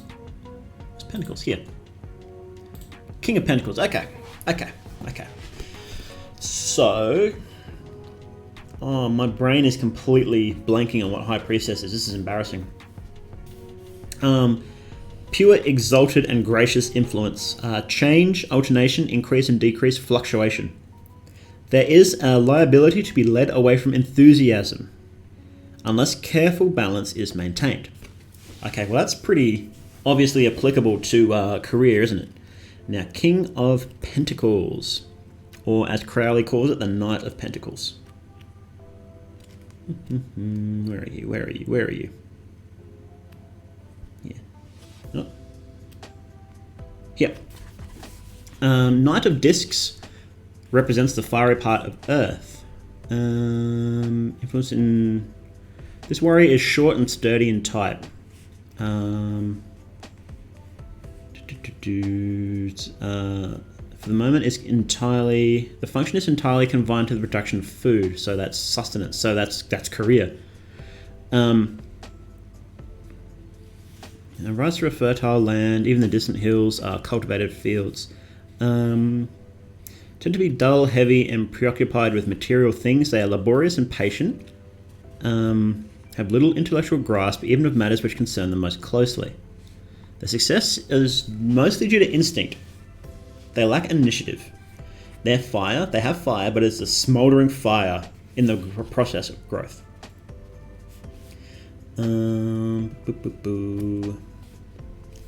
So they tend to be... They can be stupid, slavish, incapable of foresight, even with their own affairs, or churlish, surly, or jealous. of what they instinctively realize is the superior state of others. But they may not have the courage or intelligence to better themselves. They can be irritably meddling about petty affairs, and they can spoil whatever comes their way. This is a very negative card, to be honest. The character described by this card is exceedingly complex yet admirably well knit, but it has its own dangers. In the happiest of cases, it can be lots of romance and imagination, but overweening ambition, superstition, and the tendency to waste time in idle dreaming. Okay, this is an interesting one. A lot of detail in the old King of Pentacles. Oh yeah, so this is, both of these cards are saying, don't daydream too much. You need to take action. You need to take practical action. There will be increases and decreases in productivity, but that's okay. That's bound to happen. But be very, very careful about daydreaming too much, because that will spoil opportunities or things that come your way.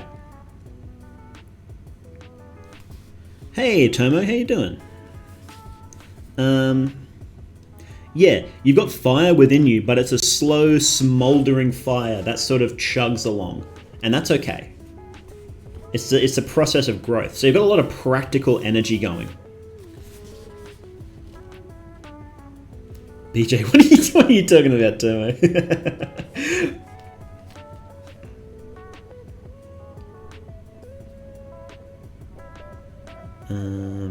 Yeah, you got to get to, and it seems like a person that does get to work. I'm head out. Yeah, thanks for coming in, Naito. I appreciate it. What is it? Boaz and Wakin, I think it is. Your New Year's resolution: marry Honcho Marine. Well, I'm sorry, but you've got the Tower card there, Naito. The Tower card and the Fortune card. So I don't think that's gonna work out. Sorry, buddy. I just did a quick reading for you, and yeah.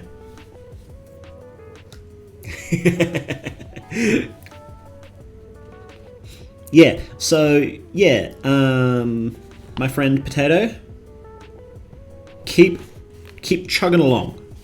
Keep chugging along, and be careful of daydreaming, basically. You need to get down and get to work. There's going to be times where you work harder than others, and that's okay, but don't spend too much time daydreaming, is what this is saying.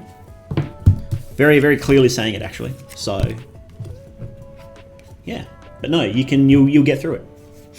Keep chugging, bro. Keep chugging. Okay.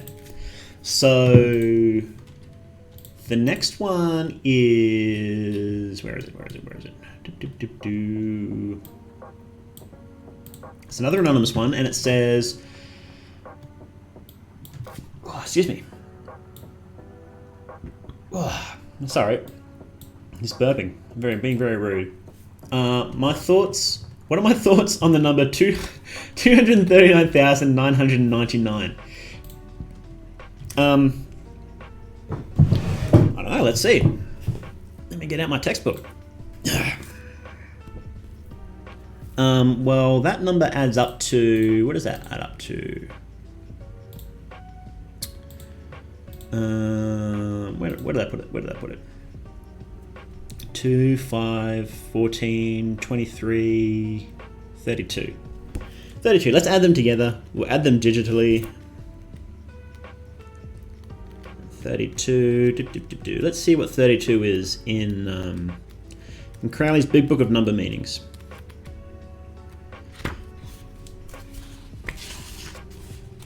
Mm, 32 is the Lord, angel of the Lord, was pure, as in something that used to be pure. Zigzag or fork lightning, unity, glory, mind or heart. Yeah, it's a pretty good number. I like that number. It's not a prime though, and unfortunately I only like numbers that are primes, so no. Page flip ASMR. That's an old book too. It's got that old book smell. It's fantastic.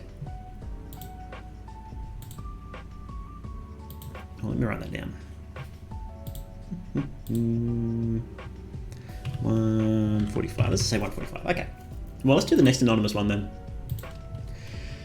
Okay. In 2021, this is anonymous. Let me just write that down too. 14740. Okay. In 2021, will my VTubing endeavors be a fun hobby or will it turn into a career? All right. Let's see. Let's see what the cards say. I'm assuming you want it to be turn into a career, and that's, yeah. We'll go with that.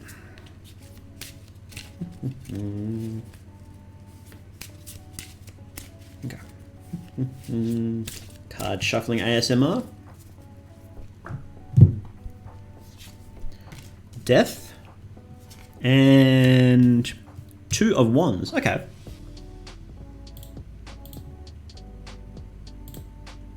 Death. And what do we got? 2 of Wands. Okay. Now, as we all know, death is only apparently death, but it isn't.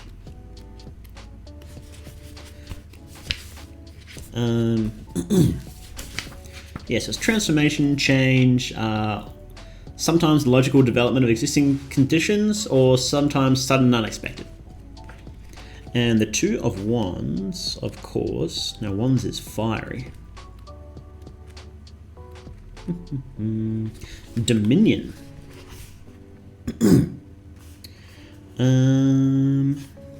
It is an ideal will independent of given object. Will in its most exalted form. Destruction may be regarded as the first step in the creative process. The ovum must be broken in order to fertilize it. Fear and repulsion are therefore the primary reaction to the salt. Then, with understanding of the complete plan, willing surrender rejoices to cooperate. Alright. Yeah, so you've got a destructive change coming. Destructive change coming, but you need to consider the whole process. It's very important for you. It is like a reborn thing. Not necessarily a reborn thing, but it's more like it's almost literally saying you've got to crack some eggs to make an omelet. This destruction is important for the next steps that you want to take. And this destruction or this transformational change is either voluntary or involuntary, and you may not expect it. Well, I guess you expect it now, but it may appear to be death or destruction, but it's not, and it will be very good for you. So don't worry when it happens, because it will be a directly positive result. You will get a directly positive result from it. But you need to work it into your plan, basically. If you have a plan, you need to factor the destruction into it. So yeah, that one's pretty straightforward as well. First time seeing me draw the death card. Yeah, it's happened a couple of times this stream, actually. Was it this stream? Maybe it was last stream. No, it must have been this stream, because my last stream was ages ago. Yeah. Yeah, it's been happening a little bit lately. Okay. Oh, okay, so the next reading is for our good friend Corpse. Now, if you haven't seen Corpse, she is a VTuber on YouTube. And she's very interesting. She's a corpse. Now, Corpse doesn't move or speak, and just types. And she plays interesting games, actually. Actually, you know what? I'm going to link Corpse because I love Corpse.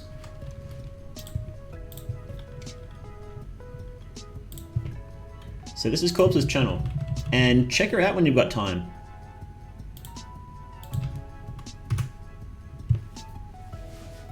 Hey, Leon and Alice, good to see you. Yeah, Corpse love. Okay, so Corpse's New Year's resolution is... What do we got? Where did I put that? I would like to break free from stagnancy to whatever degree is possible for something like me. Well, she is literally a corpse. Yeah, definitely an alt tuber for sure. Yeah, I often miss her. I'll often only like realize that she's live halfway through her streams because YouTube notifications just never seem to work for me. And I'm like, oh, she's been streaming for like 2.5 hours. She's only got half hour left. It's like, damn. yeah, doing good, doing well today, Leon and Alice. Corpse has a surprising sense of humor. It's really unexpected.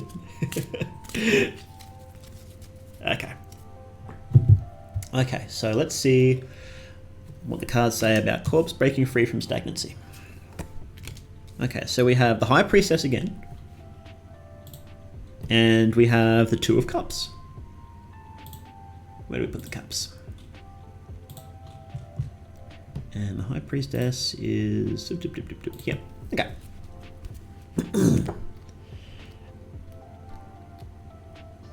So, yeah, change, alternation, increase and decrease, fluctuation for High Priestess. Liability to be led away from enthusiasm unless careful balance is maintained. Okay. And Two of Cups is, I believe that's love, actually.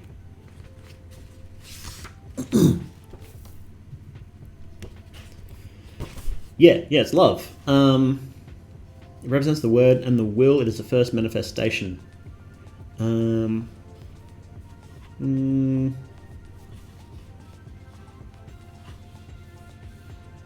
Lord of love under will, that is its full and true meaning. It shows the harmony of the male and the female interpreted in the largest sense. It is perfect and placid harmony, radiating an intensity of joy and ecstasy. Of necessity, the realization of the idea in the four will gradually diminish the purity of its perfection. Okay. This is an interesting one. How would you... This is the first really tricky one we've gotten today, I think. Because so far the cards have been very kind to me and given me easy ones. So the Lord of Love under will. So love under will means that you should exalt that which is truly in your best interest. So one of Crowley's most famous sayings is love under will. Love shall be the whole of the law, love under will is the prime phrase of his idea. And yeah, that means that your true will is basically your, I guess you could call it your purpose in life. What your true purpose is. And love under will is exalting that which aids you in that. And that's that's a complex idea, I know.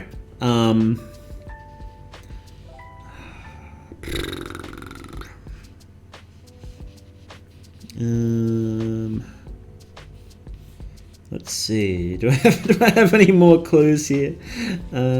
Recovers from unity from individuality by mutual annihilation. Okay, so it's the splitting of one into two, which eventually splits into four and diminishes the purity of its perfection. Okay. So actually, you know what? I think what this means is that Corpse, you may, in order to break free from your stagnancy, what you may be considering is to take on more work, so splitting your VTubing up into multiple things. So that may be like making videos. Instead of just streaming, it may be making videos. It may be doing some other creative work. And that will increase and decrease and fluctuate your amount of work that you're doing. And that's good. That will help you out. You'll be enjoying that. But you will be tempted to split off into even more work.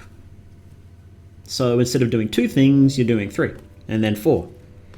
But don't do that. Be very, very, very careful about doing that. Or not don't do it, but just be super careful about the work you take on, is the idea I'm getting from this.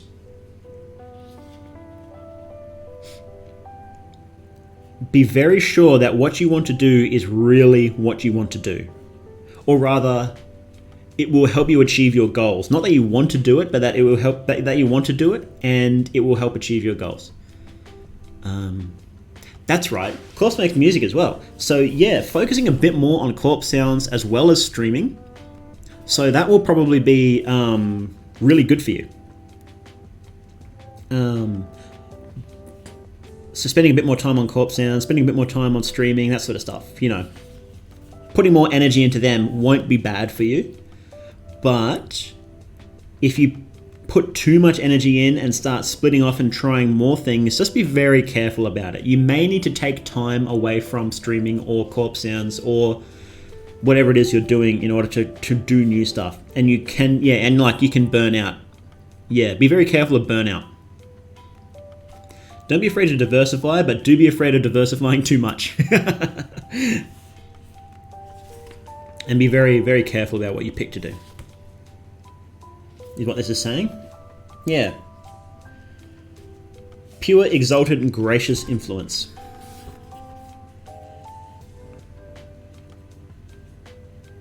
Yeah. Yep. Don't work yourself. Don't work yourself to death.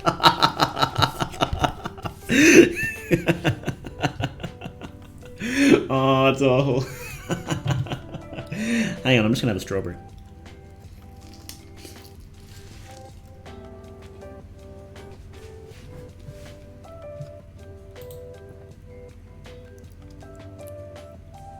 Oh, you're here, Corpse. Awesome.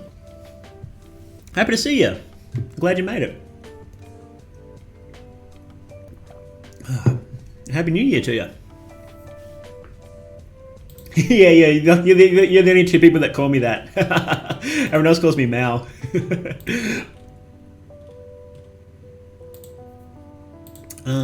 Okay, well I think we're actually done with the anonymous ones, so we just got all named ones now.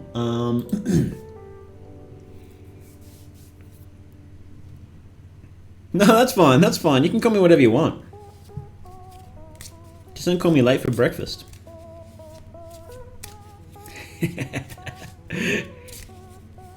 Okay. So we've just got a bunch of non-anonymous ones now. So next we have our friend Nox, who pops into my chat every once in a while, and he's a cool guy.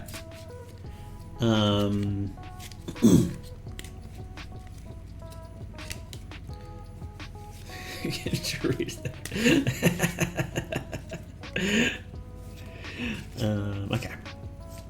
So Nox, what does Nox want to do for the new year for 20? Oh, let me write this down actually. 159. Okay. So Nox wants to. His full name is Noxthir. Noxthir. Parasocial necrophilia.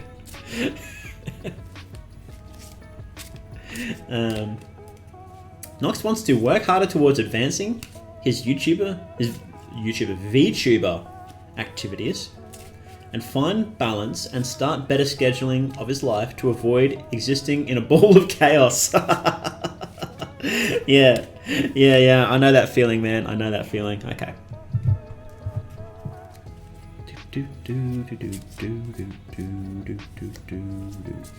Okay. Just finish shuffling these. Okay. We have the Devil. And we have 10 of Pentacles. Okay. Let's see. I don't think I've ever gotten the Devil on stream before. I legit don't think I have. So this is a first, Nox. And 10 of Pentacles. This is not going to be a good card. Wreath. Oh yeah, we'll take off Crowley top, Crowley bottom, and Wreath. There we go. Well, I don't recall what the Devil does, but 10 of anything is generally not good. 10, because 10 is a bad number in the Kabbalah. It's sort of like the lowest of the low number. It's underneath reality. and so 10 is generally not good. It could be. Sometimes these energies are interesting. So, Merry Christmas!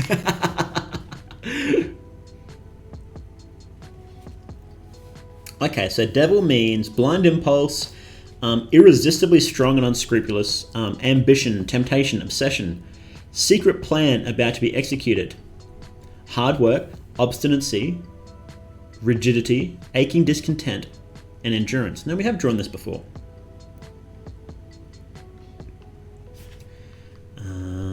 Okay, and 10 of Pentacles. Let's see. Pentacles is a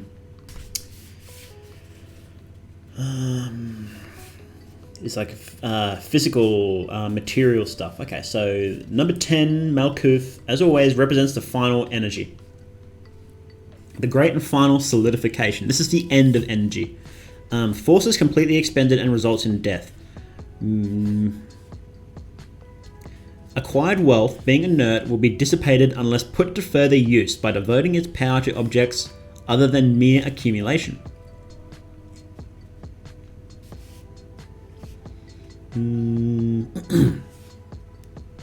Okay, so this isn't that bad, actually.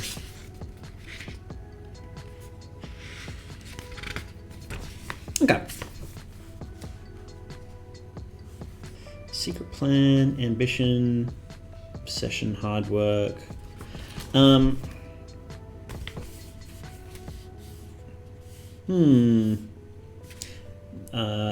of Discs does explicitly talk about money. Better scheduling to avoid chaos. This is... I'm not sure how this relates to sort of scheduling and then that sort of stuff, to be honest.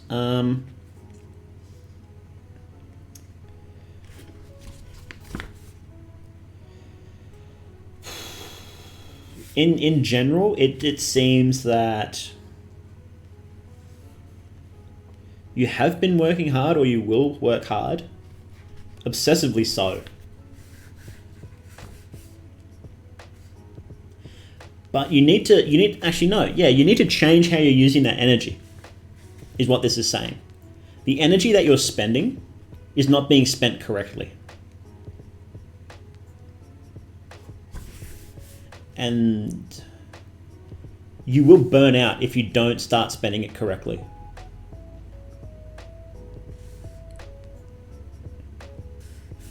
That's sort of the feeling I'm getting from this.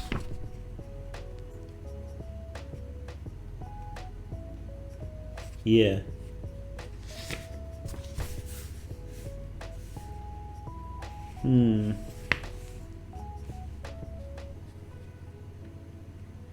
At the end of the matter must be complete stagnation.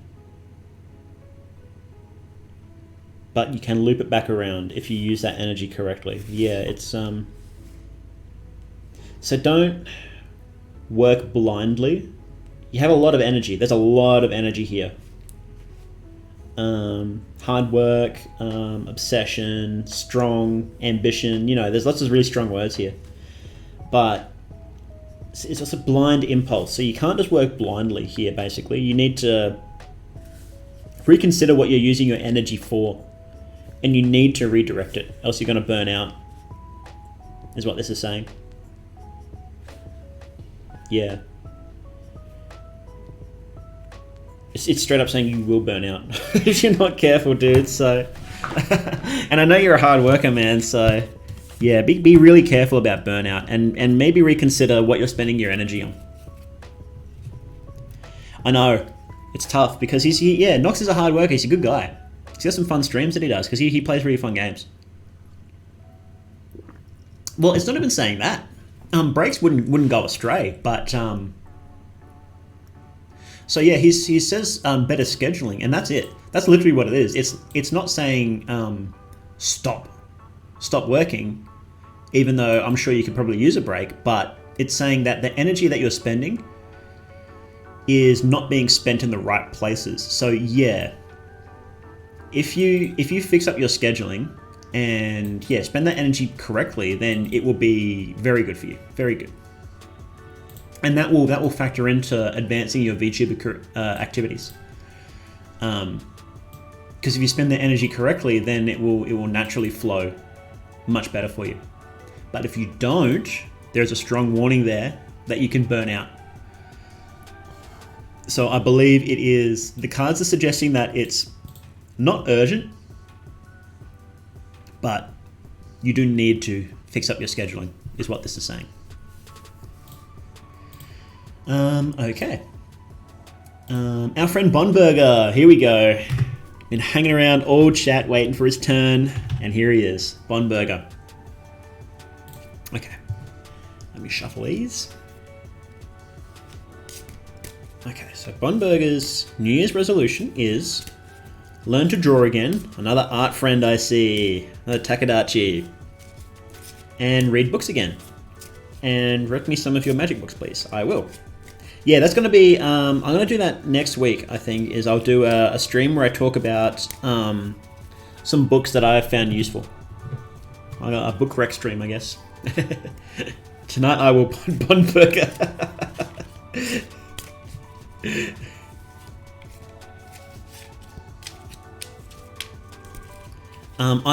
No, I'm waiting for a book to come. I ordered it it was supposed to come a month ago, and they just didn't deliver it. And I've been on their case for a month trying to get it, but it's the worst time of year to not get a book delivered. So I might just do a quick write-up of some books that I found, but then do a proper stream a bit later, actually, when I've actually got the books here that I've friggin' ordered. So I will do a list up, but I'll do a proper stream in future for it. And I'll post that in the Discord. Oh yeah. If you're not part of the Discord, then go join. Okay, so let's see what we draw for Bondburger. We have the Chariot, and we have 5 of Swords, cards we haven't seen today. Interesting. No, there's 5 of Swords, and Chariot is 7. Here you go. That's a request, as a demand. Okay, so Chariot is triumph, victory, memory, digestion, hope, violence in maintaining traditional ideas, ruthlessness, lust of destruction, obedience, faithfulness, authority under authority. This is a bit of a complex card as well, so we'll have to see how it relates directly to the 5 of Swords. Defeat.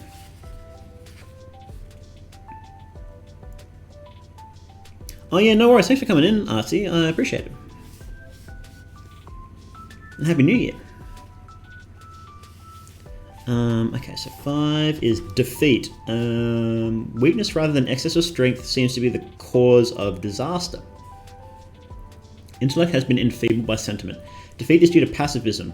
Treachery may also be implied.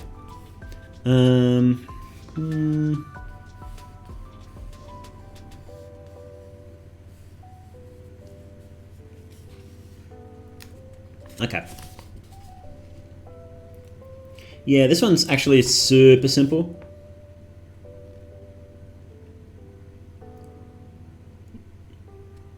Defeat is due to pacifism. Intellect has been enfeebled by sentiment. You're gonna have to work hard, but if you work hard, you'll get it.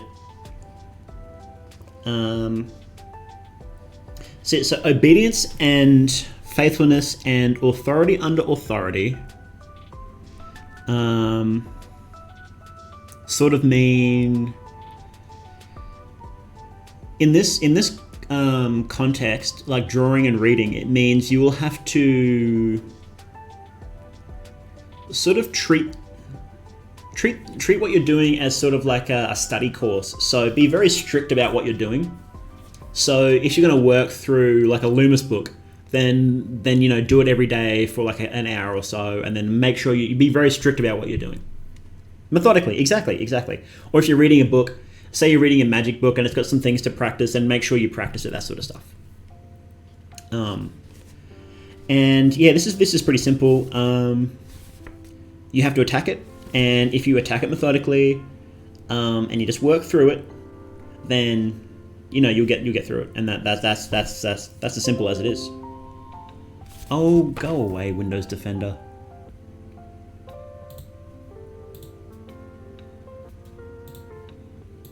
Turn off every notification and it just turns them back on whenever it wants. Okay. Yeah, pretty simple actually.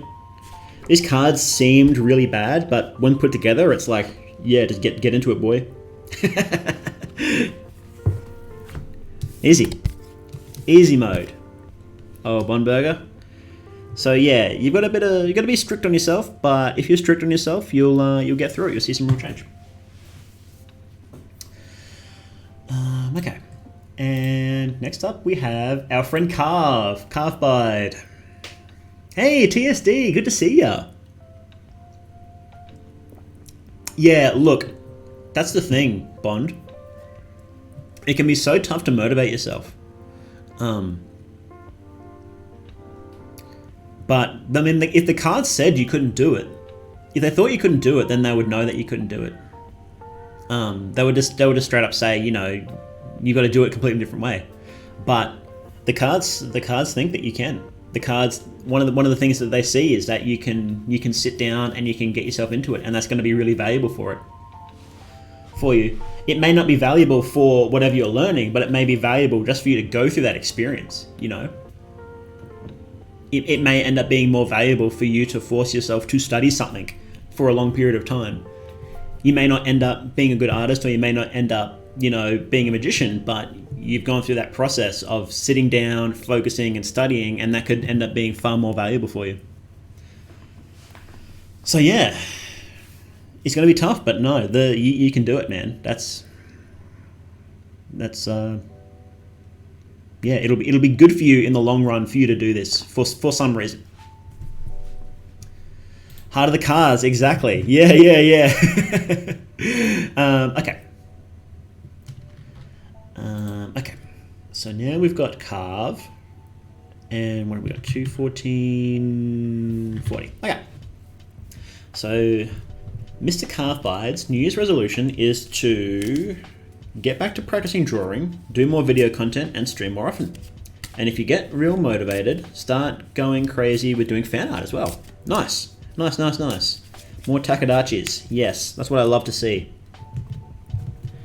Let's shuffle these bad boys. And also, it looks like we will have time for a couple more readings after this. I wasn't sure if we'd make it in time, but I have been smashing these out. So, if anyone hasn't submitted, we can do a couple more in chat. If anyone is here and hasn't submitted yet. Okay. I will, after I finish this one, I will take a short break just to refresh my water and stuff like that, but I'll be back. Okay, so for Mr. Carve, we have the Sun and we have the Three of Swords. The Three of Swords is a great looking card. You'll see in a sec. Let me pull it up. 19 and Three of Swords. Look at that. Fantastic card. Fantastic. So the Sun is glory, gain, riches, triumph, pleasure, frankness, truth, shamelessness, arrogance, vanity, manifestation, recovery from sickness, but sometimes sudden death. That's just a bit of a flip, isn't it? And Three of Swords is sorrow. Okay, so it's an airy card in the suit of. Oh, it is air. It's not fire. What am I saying? Bina, the Great Mother. Oh, okay. Streamy, difficult doctrine. This is a complex card. Even Crowley says this is a complex card. Okay. Darkness of the Great Sea. This card is dark and heavy, so to speak. The Womb of Chaos. Intense lurking passion to create, but its children are monsters. Secrecy is here and perversion. Storm broods under implacable night. Interesting. This is an interesting reading. Okay, so actually, yeah, I think this one's fairly straightforward too. So what I'm getting from this is that working at it is good. And if you keep going, then you'll be successful. But be careful about being too arrogant or, too shameless about what you're making. So don't just assume that whatever you're working on is always going to be good. Because secrecy and perversion are always lurking in the background. There are monsters lurking. So you still, whatever sharp mind you use to create, always keep using it. So never rest on your laurels. Even if you become successful overnight, never just assume that whatever you can make is good. Always deeply consider what you're making. Yeah, don't rest on your laurels is basically what these cards are saying.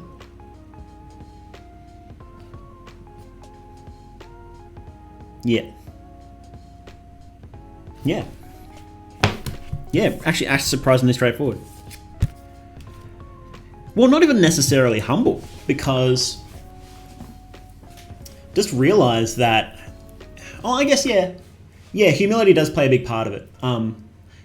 Just always realize that even the best of us can still make mistakes. Even the best creator can still make mistakes. So you've always got to be sharp. Don't be, pull your head out. Yeah. Okay. Oh, there was one more question.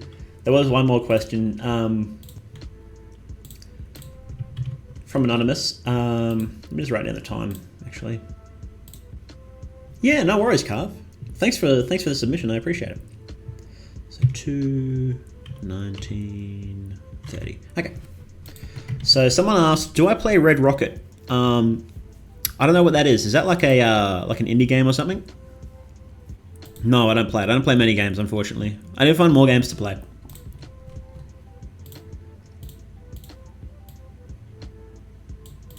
Oh, here's a reading for me. That's right. I forgot my own reading to do. 2:20:00. Okay. Yeah, because I don't usually do readings for myself, and that's not for a particular reason. I just haven't really done it. So I'll do one now. And you guys can be here with me. All right, so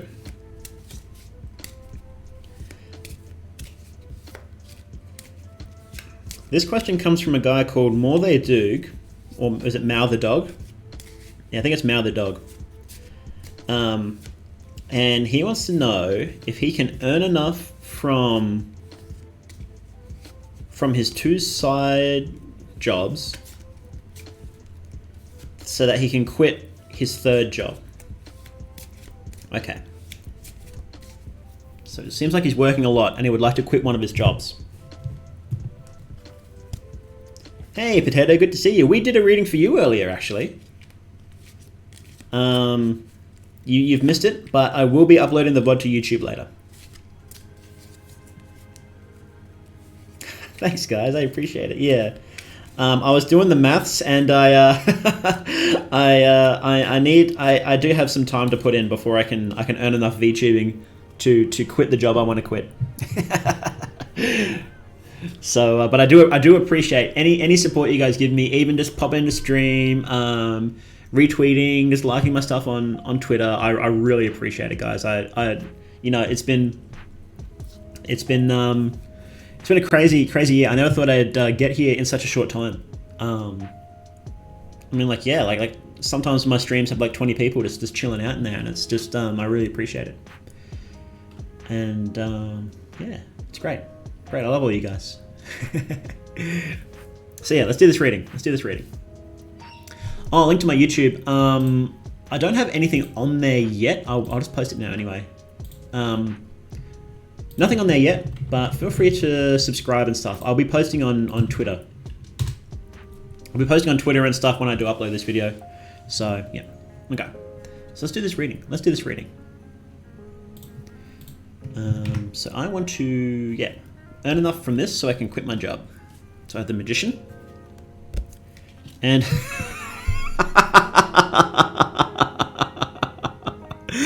Oh no. Oh no. Just look at this card. Just look at it.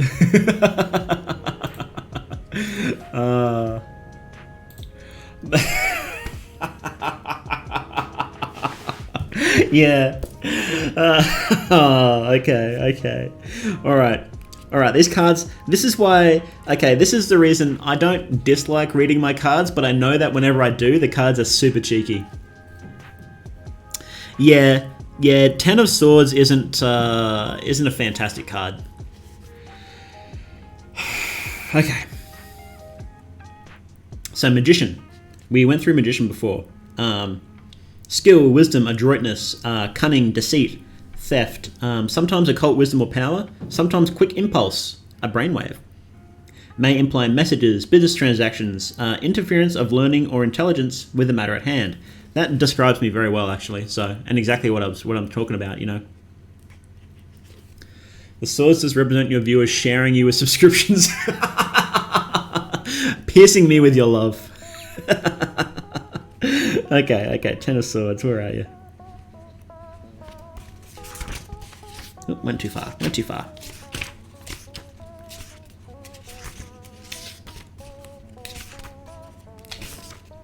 Ruin. It shows reason run mad, ramshackle riot, a soulless mechanism, logic of lunatics or philosophers. It is reason divorced from reality. Yeah, this is me.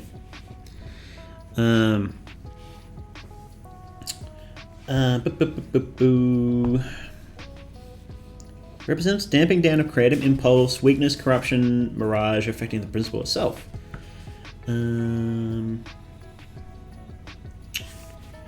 Now, what does this mean? It represents the culmination of unmitigated energy of the idea. Reason run mad.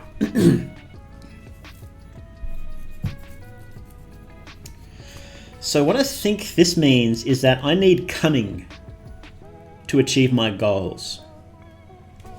But I need to be careful not to lose my marbles in the process. And that's always... being a magician, that's always a risk. Yeah. I've always been interested in fringe things. And when you're on the fringe, you tend to get some interesting ideas and think in interesting ways. And you read a lot of people, like... Re-debut, yeah. Meow's gonna fight Koopa's hubby. Oh god, no. I won't be able to win that. Hardest stupid. Hardest stupid. Is this one of those VTubers the kids are talking about these days? I'm Corona. Yeah, I am. I'm Corona, male version.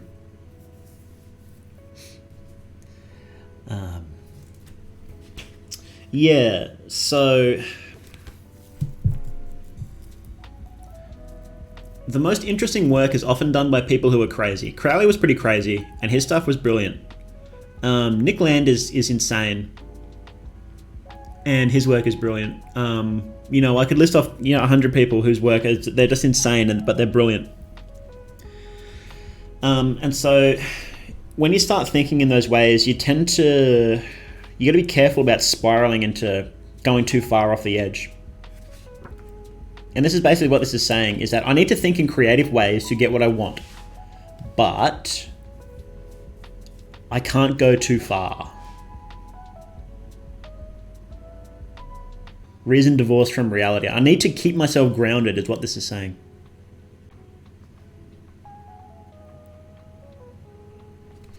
Yeah, and I think that's going to be it. I need to keep myself grounded and just... Because if you're appealing to people, like, because realistically, when you think about it in a business sense, what I want to do is appeal to enough people that I can get enough funding from them to do this, like, part-time, full-time, whatever.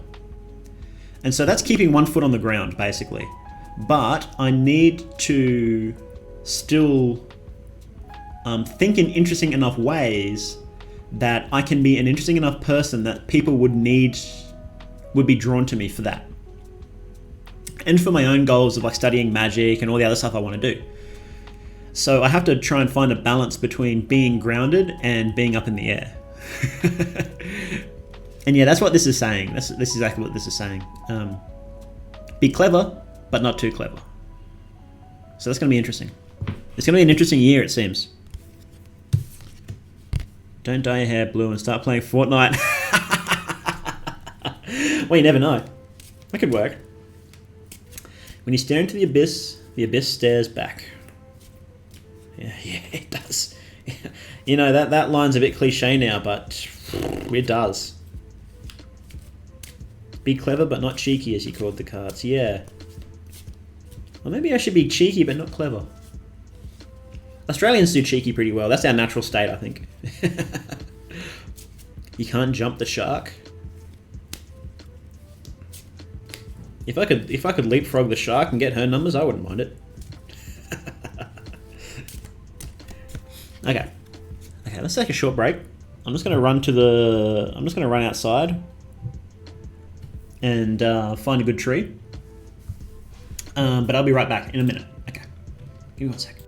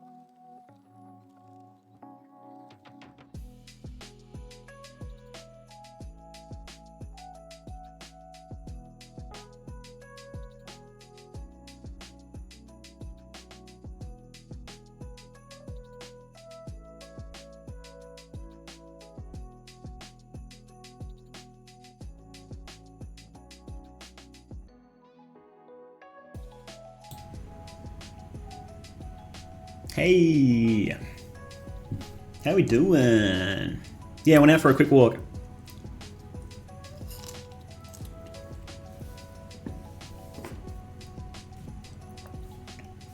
Oh, hang on, I bumped my camera. 1 sec. There we go. Is that better? Okay. Wash my hands. I washed my paws.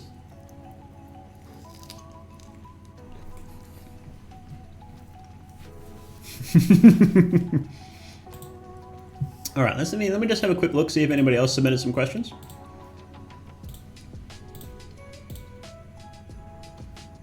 I think we're good.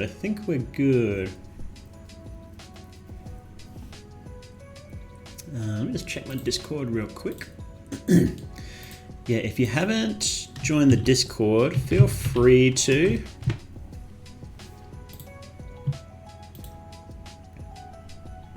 Bondburger, Nox. No, okay. Looks like we got all of them. All right, so if there's anybody in chat who has a New Year's resolution they'd like me to do a reading on, now's the time. The time in Australia is 10:30 a.m. We do have multiple time zones. Down south, they have daylight savings, and we don't have daylight savings where I am.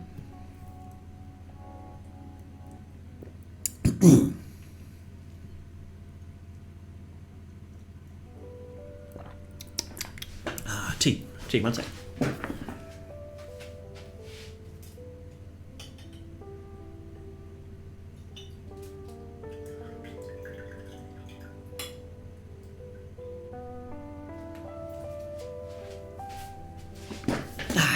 Okay.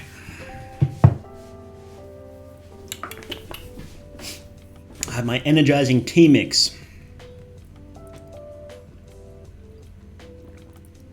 Someone ahead of us, because I usually watch people who aren't. Yeah. Like for me, I don't think I watch anybody who's ahead of me. Because I think that'd be Japan time then. And they're all Japanese anyway, so I can't really watch them. Yeah. A lot of VTubers do actually. Whoops. It's like, yeah, it's a really nice little touch that just adds a bit of life to the avatar. It's quite nice.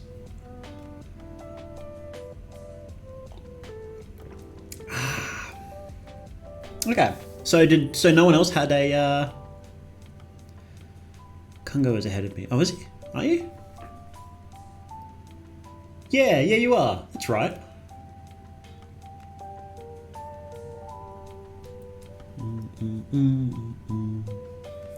Yeah, a lot of programs do it automatically. You can turn it off. FaceRig does, and I'm pretty sure every single other one would too, because every single other one is better than FaceRig. So,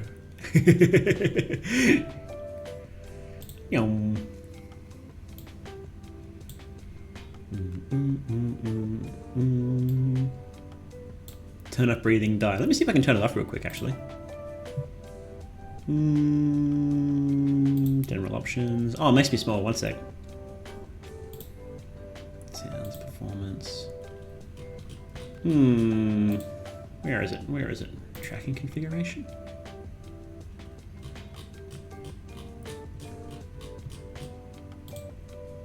I don't know. It's somewhere. There is an option for it.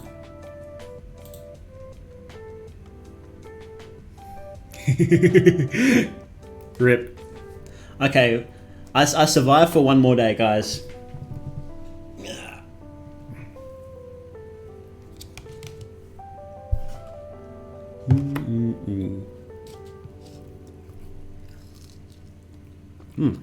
Man, I got some really good strawberries. I love strawberries. Hang on. Oh, that's good. So if I die accidentally, Kongou can perform the rites. That'd be good.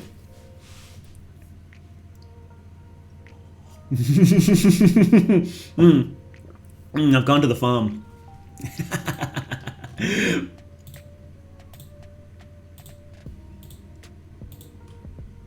Yeah, so what are you guys doing for New Year's? You doing anything special, or are you just chilling out at home? Strawberries plus condensed milk is... Oh, that sounds really good. Hey, it's Squidward. The Squidward? Yeah, it can be tough. Like, sometimes you just get some awful strawberries. Like, I didn't eat strawberries for ages because I just kept getting bad ones.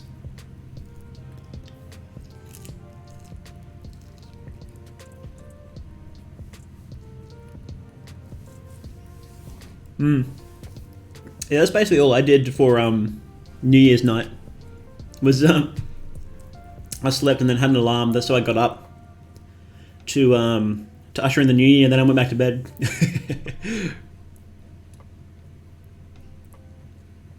Wanted to marathon Lord of the Rings and push-ups. Ended up watching VTubers instead. Well, as long as you keep doing the push-ups, that's fine. Oh, that's right. Kongou's poetry reading is tonight. How long until that poetry reading, Kongou? Hopefully I'll be awake for that, because I was actually pretty keen for that.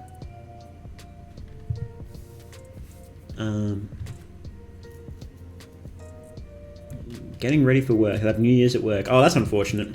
Sometimes you gotta do what you gotta do though, huh? That's 15:22 from now. Oh, 15 hours. Oh, so that's ages away. Okay.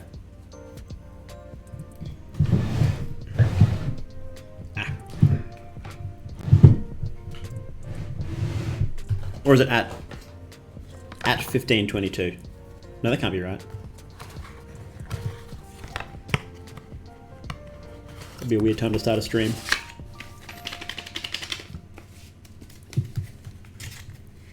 Cool, so I should be able to catch that one then, I think. Because I'm watching, because I'm working tonight, but then I've got the rest of the weekend off. So, I know, right? Like, I actually, you know what? I say I wouldn't want to start at 0:00, but then I do all the time, so.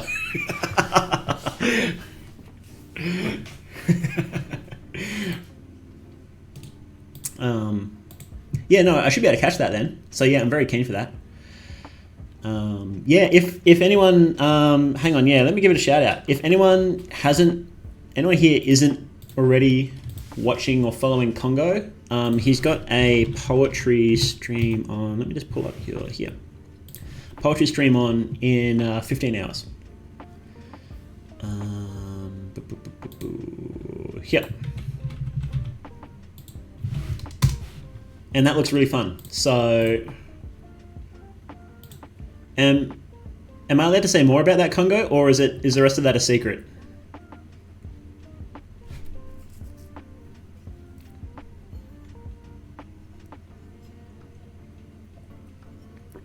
Feel free. Okay. Well, I'll keep it minimal, because I don't want to spoil the surprise. But listen closely to some of the poems, and I think you'll enjoy them. So I think it'll be a fun evening. Hey Turtle, how you doing, man? Good to see you. Glad you could make it, man.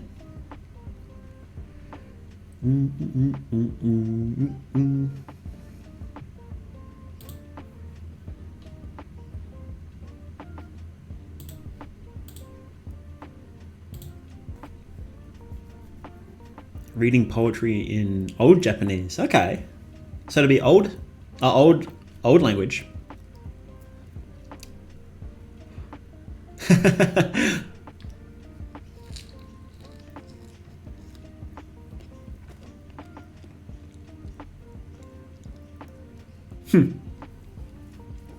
That's gonna be fun.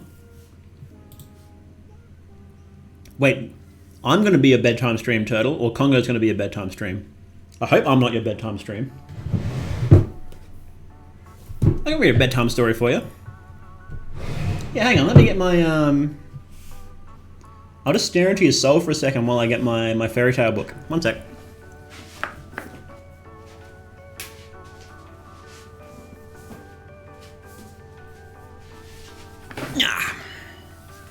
Okay. Let me get my Necronomicon. Okay. So I'm reading from the Grimm's Fairy Tale. What fairy tale do we want today? This is the Annotated Brothers Grimm Fairy Tale. It's a gorgeous book. Gorgeous book. I got it years ago and I read it every once in a while. The auto mod picked up Book of Thought.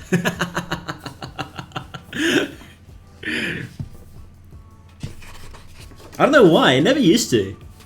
Because people would say that before, but now it's picking it up for some reason. Maybe they changed some settings. Okay, what one do we want to read? What's a good bedtime story? 7 Ravens? Bremen Town Music, that's a good one. We read Grandfather Death last time. That was actually a pretty good one.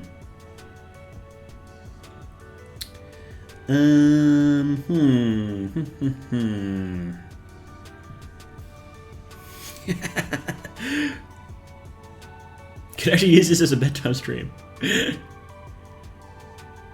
Besides the standard fare is the Golden Bird. Yeah, let's read the Golden Bird then. 270. Okay, let's find this. There's a section in this book and it's like fairy tales for adults. And I can't even read some of the titles of these. I probably get pinged by Twitch for just reading some of them. It's funny as. Okay. Okay, so let me just move this stuff out there. This is like a massive book. It's like big hardcover and everything. It's gorgeous. Okay.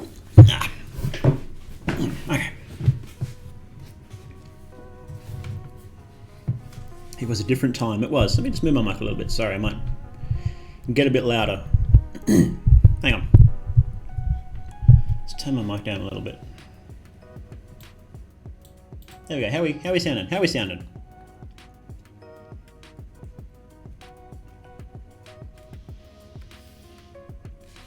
Okay. The Golden Bird.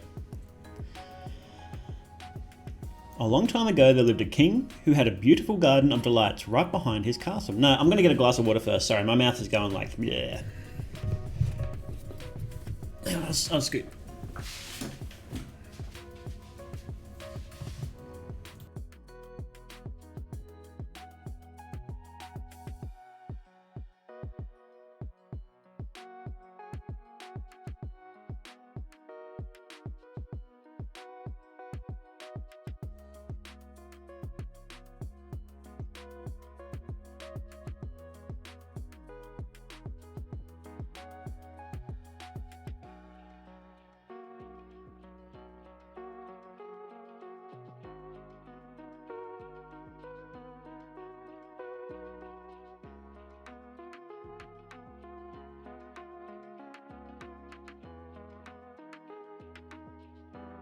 Okay. Did you have a nice New Year's celebration? I had a really chill one, actually. This has basically been my New Year's celebration, and it's been fun. I didn't actually do much. No, yeah, yesterday I just played some video games, watched some streams, then I went to bed early, but I had an alarm set for midnight, or just before midnight so I could get up. Yeah, and then I went back to bed and then I got up and did this, so. Okay. So let's read. The Golden Bird. Now, is there a year for this? Doesn't seem to be. Okay.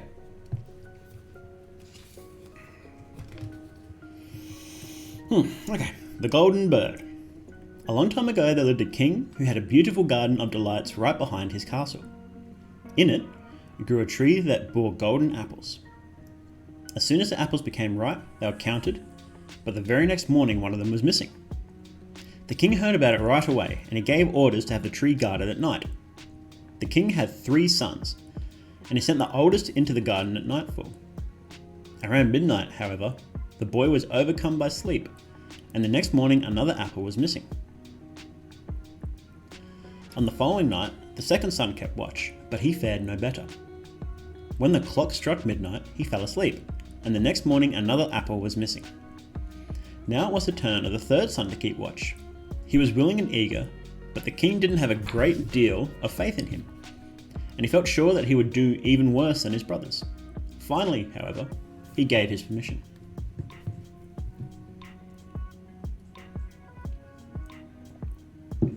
Yeah, stop stealing the apples, Koopa. Come on. Super used some apples. The boy stretched out under the tree, kept watch, and fought off going to sleep. When the clock struck 12, something began stirring in the air, and he caught sight of a bird flying towards him. Its golden feathers glittered in the moonlight when it landed on the tree. The bird had just plucked an apple from the tree when the boy shot an arrow at it. The bird managed to escape, but the arrow grazed it, and one of its golden feathers fell to the ground. The boy picked it up, brought it to the king the next morning, and told him what had happened that night. The king summoned his counselors, and they all agreed that a feather like that was worth more than the entire kingdom.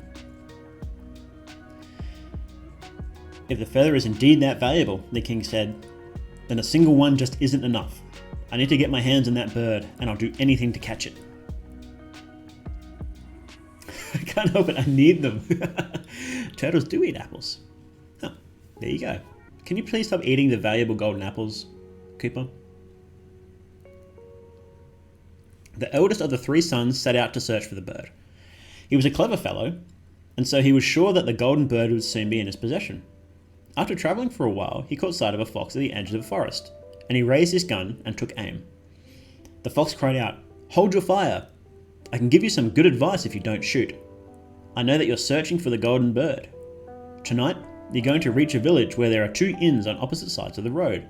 One of them will be lit up brightly, and you'll see people having a good time. But don't spend the night there. Stay at the other one, even though it may not look inviting." How can a dim-witted animal like that give sensible advice? The prince thought, and he pulled the trigger. But he missed the fox, who stretched out his tail and sped off into the forest. Then he continued on his journey, and in the evening he reached a village where there were 2 inns on opposite sides of the street. In one there was singing and dancing, and the other one looked gloomy and dilapidated. "I would be a fool to stay at the shabby old inn and to pass up the nice one," he thought. So he went into the inn where things were festive, lived it up, and completely forgot about the bird, his father, and every piece of advice he'd ever gotten. After some time had passed, it became evident that the eldest son was not going to return home. Then the second one set out to look for the golden bird. Like the eldest, he too met with the fox, received the same good advice that he had discarded. He reached the 2 inns and saw his brother at the window of one, in which there was much carousing. When his brother called out to him, he couldn't resist, and once he was inside, he got lost in a life of pleasure. More time went on, and now the youngest son wanted to go out and try his luck, but the king was dead set against it. Let's have a quickie sippy.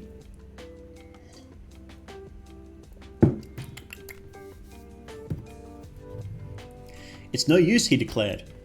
"He has even less of a chance than his brothers of finding the golden bird. And if something happens to him, he won't know how to manage, for he's never been the brightest." But finally, since the boy gave him no peace, he let him go. The fox was there again at the edge of the forest. He pleaded for his life and offered good advice in exchange for it. The boy had always been good-natured, and he said, "Don't worry, little fox, I would never think of harming you." "You won't regret it," the fox replied, "and if you climb up on my tail, I can get you where you're going much faster." The fox raced off as soon as the boy was on his back, and away up the hill they went, and down the dale, so swiftly that the wind began to whistle through the boy's hair. When they reached the village, the boy alighted, and he followed the advice given by the fox. Without pondering it for a moment, he decided to stay in the shabby inn, where he got a good night's rest. The next morning, when he left the village, he saw the fox again and said, "Who said, 'I'm going to tell you what you have to do. If you keep walking down this road, you'll reach a castle. There'll be a whole company of soldiers lying on the ground, but don't pay any attention to them, because they'll only be sleeping and snoring away. Just walk right through their ranks and go straight into the castle. When you walk through all the rooms, you'll reach a chamber where there will be a golden bird in a wooden cage. Next to the cage, there'll be an empty golden cage hanging up there just for show, but watch out. Don't take the bird out of its plain cage and put it in the splendid looking one. You'll run into trouble if you do." With these words, the fox stretched his tail out, and the prince climbed back on it. They raced uphill and down dale, so swiftly that the wind began to blow through the boy's hair. When the prince reached the castle, he found that everything was exactly as the fox had told him. He walked into the chamber and found the golden bird sitting in a wooden cage. Next to it was a golden cage. 3 golden apples were scattered around the room. Thinking that it would be ridiculous to leave the beautiful bird in the plain and ugly cage, he opened the door, grabbed the bird, and put it in the golden one. That instant the bird let loose a piercing scream. The soldiers were roused from their sleep and came rushing in. They took the boy off to prison. The next day he was brought to trial, where he confessed everything and was sentenced to death. But the king promised to spare his life under one condition. He would have to bring him a golden horse that would run faster than the wind. If he managed to bring him the horse, the golden bird would be his reward. The prince started out on his journey, but his spirits were low and he felt miserable. Where in the world was he going to find a golden horse? Just then he met up with his old friend the fox, who was right there on the road. "See what happens when you don't pay attention to my advice? But all is not lost. I'm still going to help you, and I'll tell you how to find the golden horse. You'll have to keep going down this road until you come up to a castle. There'll be a stable with a horse in it. In front of the stable, you'll see grooms lying on the ground, but they'll be sleeping and snoring away. So you can go right ahead and get the golden horse. But make sure you put the plain leather saddle with wooden trim on the horse and not the golden one hanging nearby, or you'll be in for trouble. The fox stretched his tail out and the prince climbed back on it. The two ran uphill and down dale, so swiftly that the wind began to blow through the boy's hair. Yeah, he just keeps selling out these golden animals. What's the deal? Everything happened as the fox said it would. The boy reached the stable where the golden horse was kept. He was about to put the plain saddle on the horse when he thought, it would be a shame to put this plain saddle on a horse that really deserves better. No sooner than the golden saddle had touched the horse than the beast began to neigh. The grooms were roused from their sleep and they seized the boy and threw him into prison. The next morning he was sentenced to death, but the king promised to spare his life and give him the golden horse if he could bring him the beautiful princess living in the golden castle. This guy just never learns. Just never learns. With heavy heart, the boy got on the road again. To his great joy, he met the faithful fox once again. I really should leave you to your own devices, the fox said, but I feel sorry for you, and I'm going to help you beat your bad luck. If you follow this path, you will reach the golden castle. You'll get there in the evening, and at night, when everything's quiet, the beautiful princess will go into the bathhouse to take her evening bath.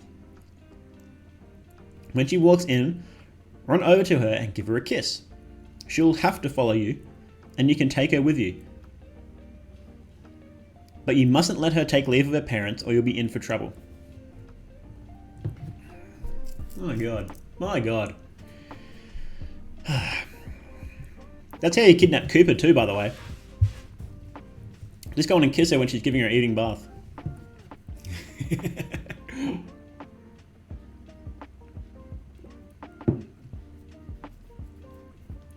And she'll have to follow you then.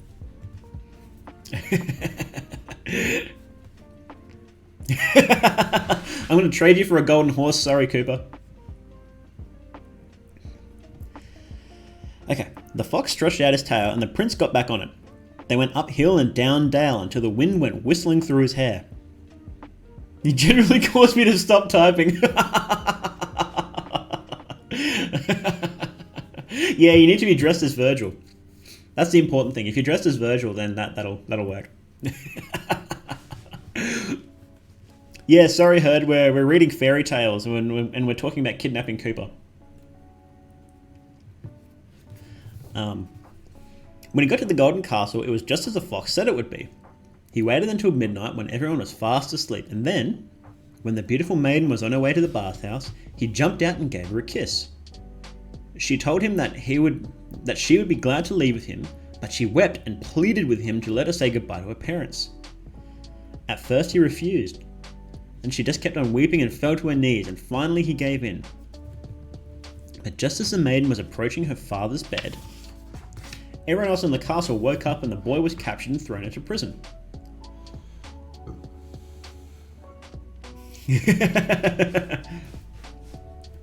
What if Virgil kidnaps you, Koopa? Would you be fine with that?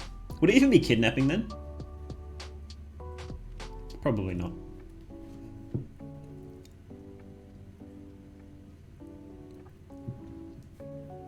Yeah, Koopa would just shoot you. Yeah, don't fuck with Koopa. She's armed.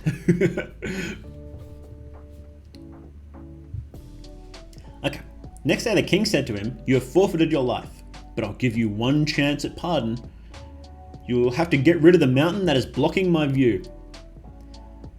And you'll have to do it in a week. If you succeed, you shall have my daughter as your reward."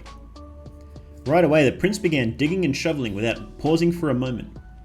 But when he saw how little he had accomplished, and how all his work was really in vain, he fell into a state of deep gloom and gave up hope. On the evening of the 7th day, the fox appeared and said, "You don't really deserve my help, but never mind.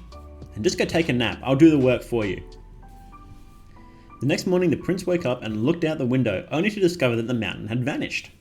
His heart filled with joy, and he raced over to see the king to let him know that he had completed his task. Whether the king liked it or not, he had to keep his word and give him his daughter. The prince and the princess set out together, and before long they met the faithful fox. "It's true that you have won the real prize," he said, "but the golden horse really ought to go with the princess from the golden castle." "How can I manage that?" the boy asked. "I'll tell you how," the fox replied. "First of all, you'll have to bring the beautiful maiden to the king who sent you to the golden castle. There will be great rejoicing, and they'll be so happy to give you the golden horse they'll bring it out right away. Mount the golden horse and be sure to shake hands with everyone as you're taking leave. At the very end, shake the hand of the beautiful princess, and once her hand is in yours, swing her up onto the saddle and gallop off. No one will be able to catch you, since you're riding a horse that runs faster than the wind." Ah. Game Fox. Yeah, this guy's an idiot. Now I gotta dig a goddamn hole. Everything went as planned, and the prince carried off the beautiful princess on the golden horse. The fox went with them and said to the boy, "Now I'm going to help you get the golden bird too. When you get near the castle where the bird is, let the princess dismount, and I'll take care of her." "I bet he will." "Then you will want to ride on the golden horse into the courtyard out of the castle. When they see you, they will be overjoyed, and they'll bring out the golden bird. Once you have the cage in your hands, gallop back to us and come get the princess." The plan went smoothly once again, and the prince was able to ride home with the treasures when the fox said, "And now you must reward me for my help. What do you wish for in return?" "When we reach the woods over there, just shoot me and chop off my head and paws." "That would be real gratitude," the prince said. "I'm afraid I can't possibly do as you wish." "If you don't do it, then I will have to leave you. But before I go, I'm going to give you one more good piece of advice. Be on your guard about two things. Don't buy any gallows meat, and never sit down on the edge of a well." And with that, the fox ran into the forest. What the hell's going on with this fox? The prince thought, "He's really a strange odd fellow with all kinds of bizarre ideas. Who in the world would think of buying gallows meat? And I've never really longed to sit on the edge of a well." The prince rode on with the beautiful maiden, and the path took him through the village in which his two brothers had decided to live. There was a great clamour and uproar in the town. When he asked what was going on, he was told that the two fellows were to be strung up. When he got closer, he realised that the two men were his brothers, who had been up to all kinds of mischief and had squandered everything they owned. He asked if there was any chance they could be released. "Well, if you're willing to buy their freedom," he was told, "but why in the world would you want to waste your money setting these scoundrels free?" He didn't think twice about it, but just paid up. And once they were released, all four of them went on the road together. After some time had passed, they arrived in the forest where the prince had first met the fox. And since it was cool and pleasant there, the sun had been bearing down on them, both brothers said, "Let's stop here at this well and rest for a while. We can have something to eat and drink." The prince agreed, and while they were talking he forgot himself, suspected nothing, and sat down on the edge of the well. The two brothers saw their chance and pushed him backwards into the well, captured the princess, and took the horse and bird back home to their father. Now it's getting spicy.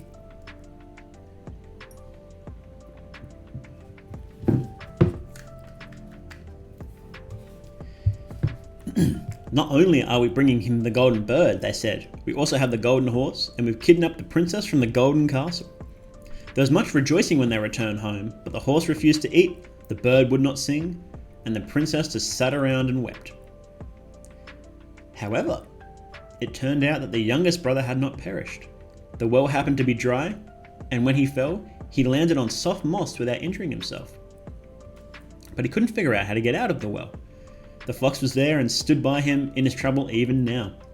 He jumped down into the well and scolded the boy for ignoring his advice. "I just can't help myself," he said. "I'm still going to help you out of here."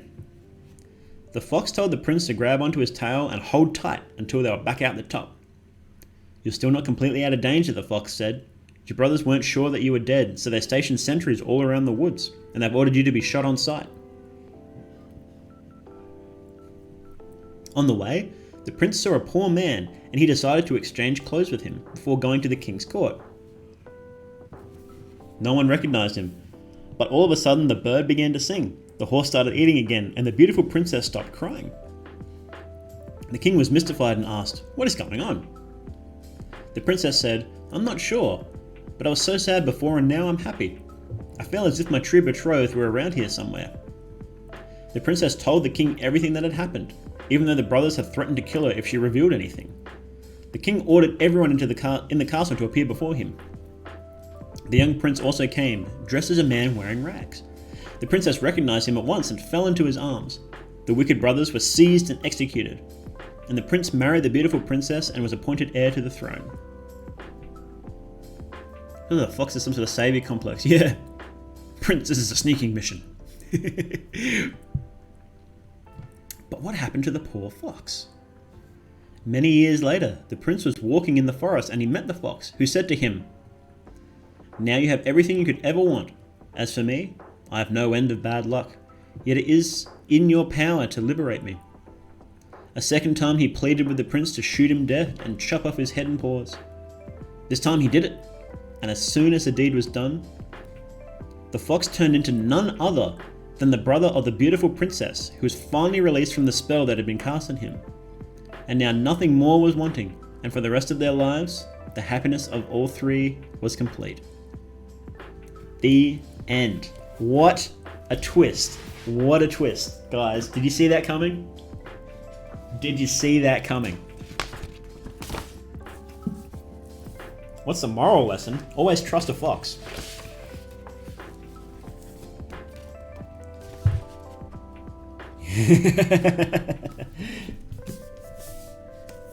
Yeah, chop off your boy's head.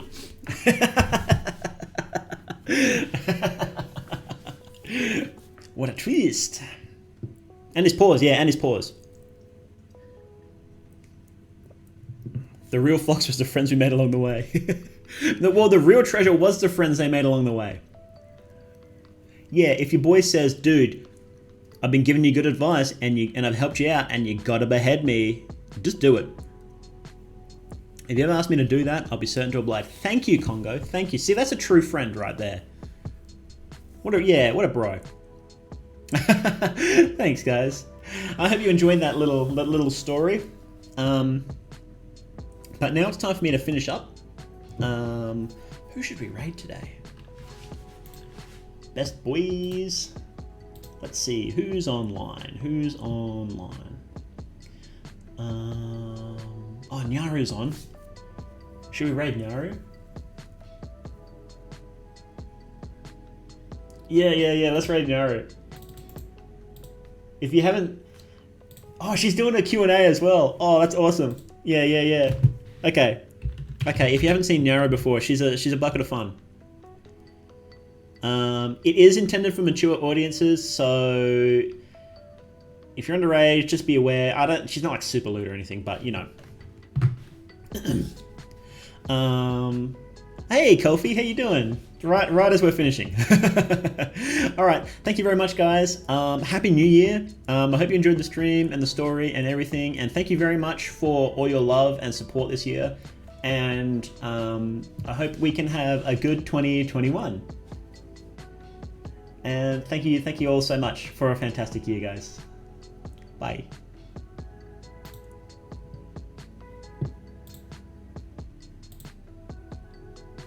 Talk about it a lot. We actually do have an official ship name. We have an official ship name.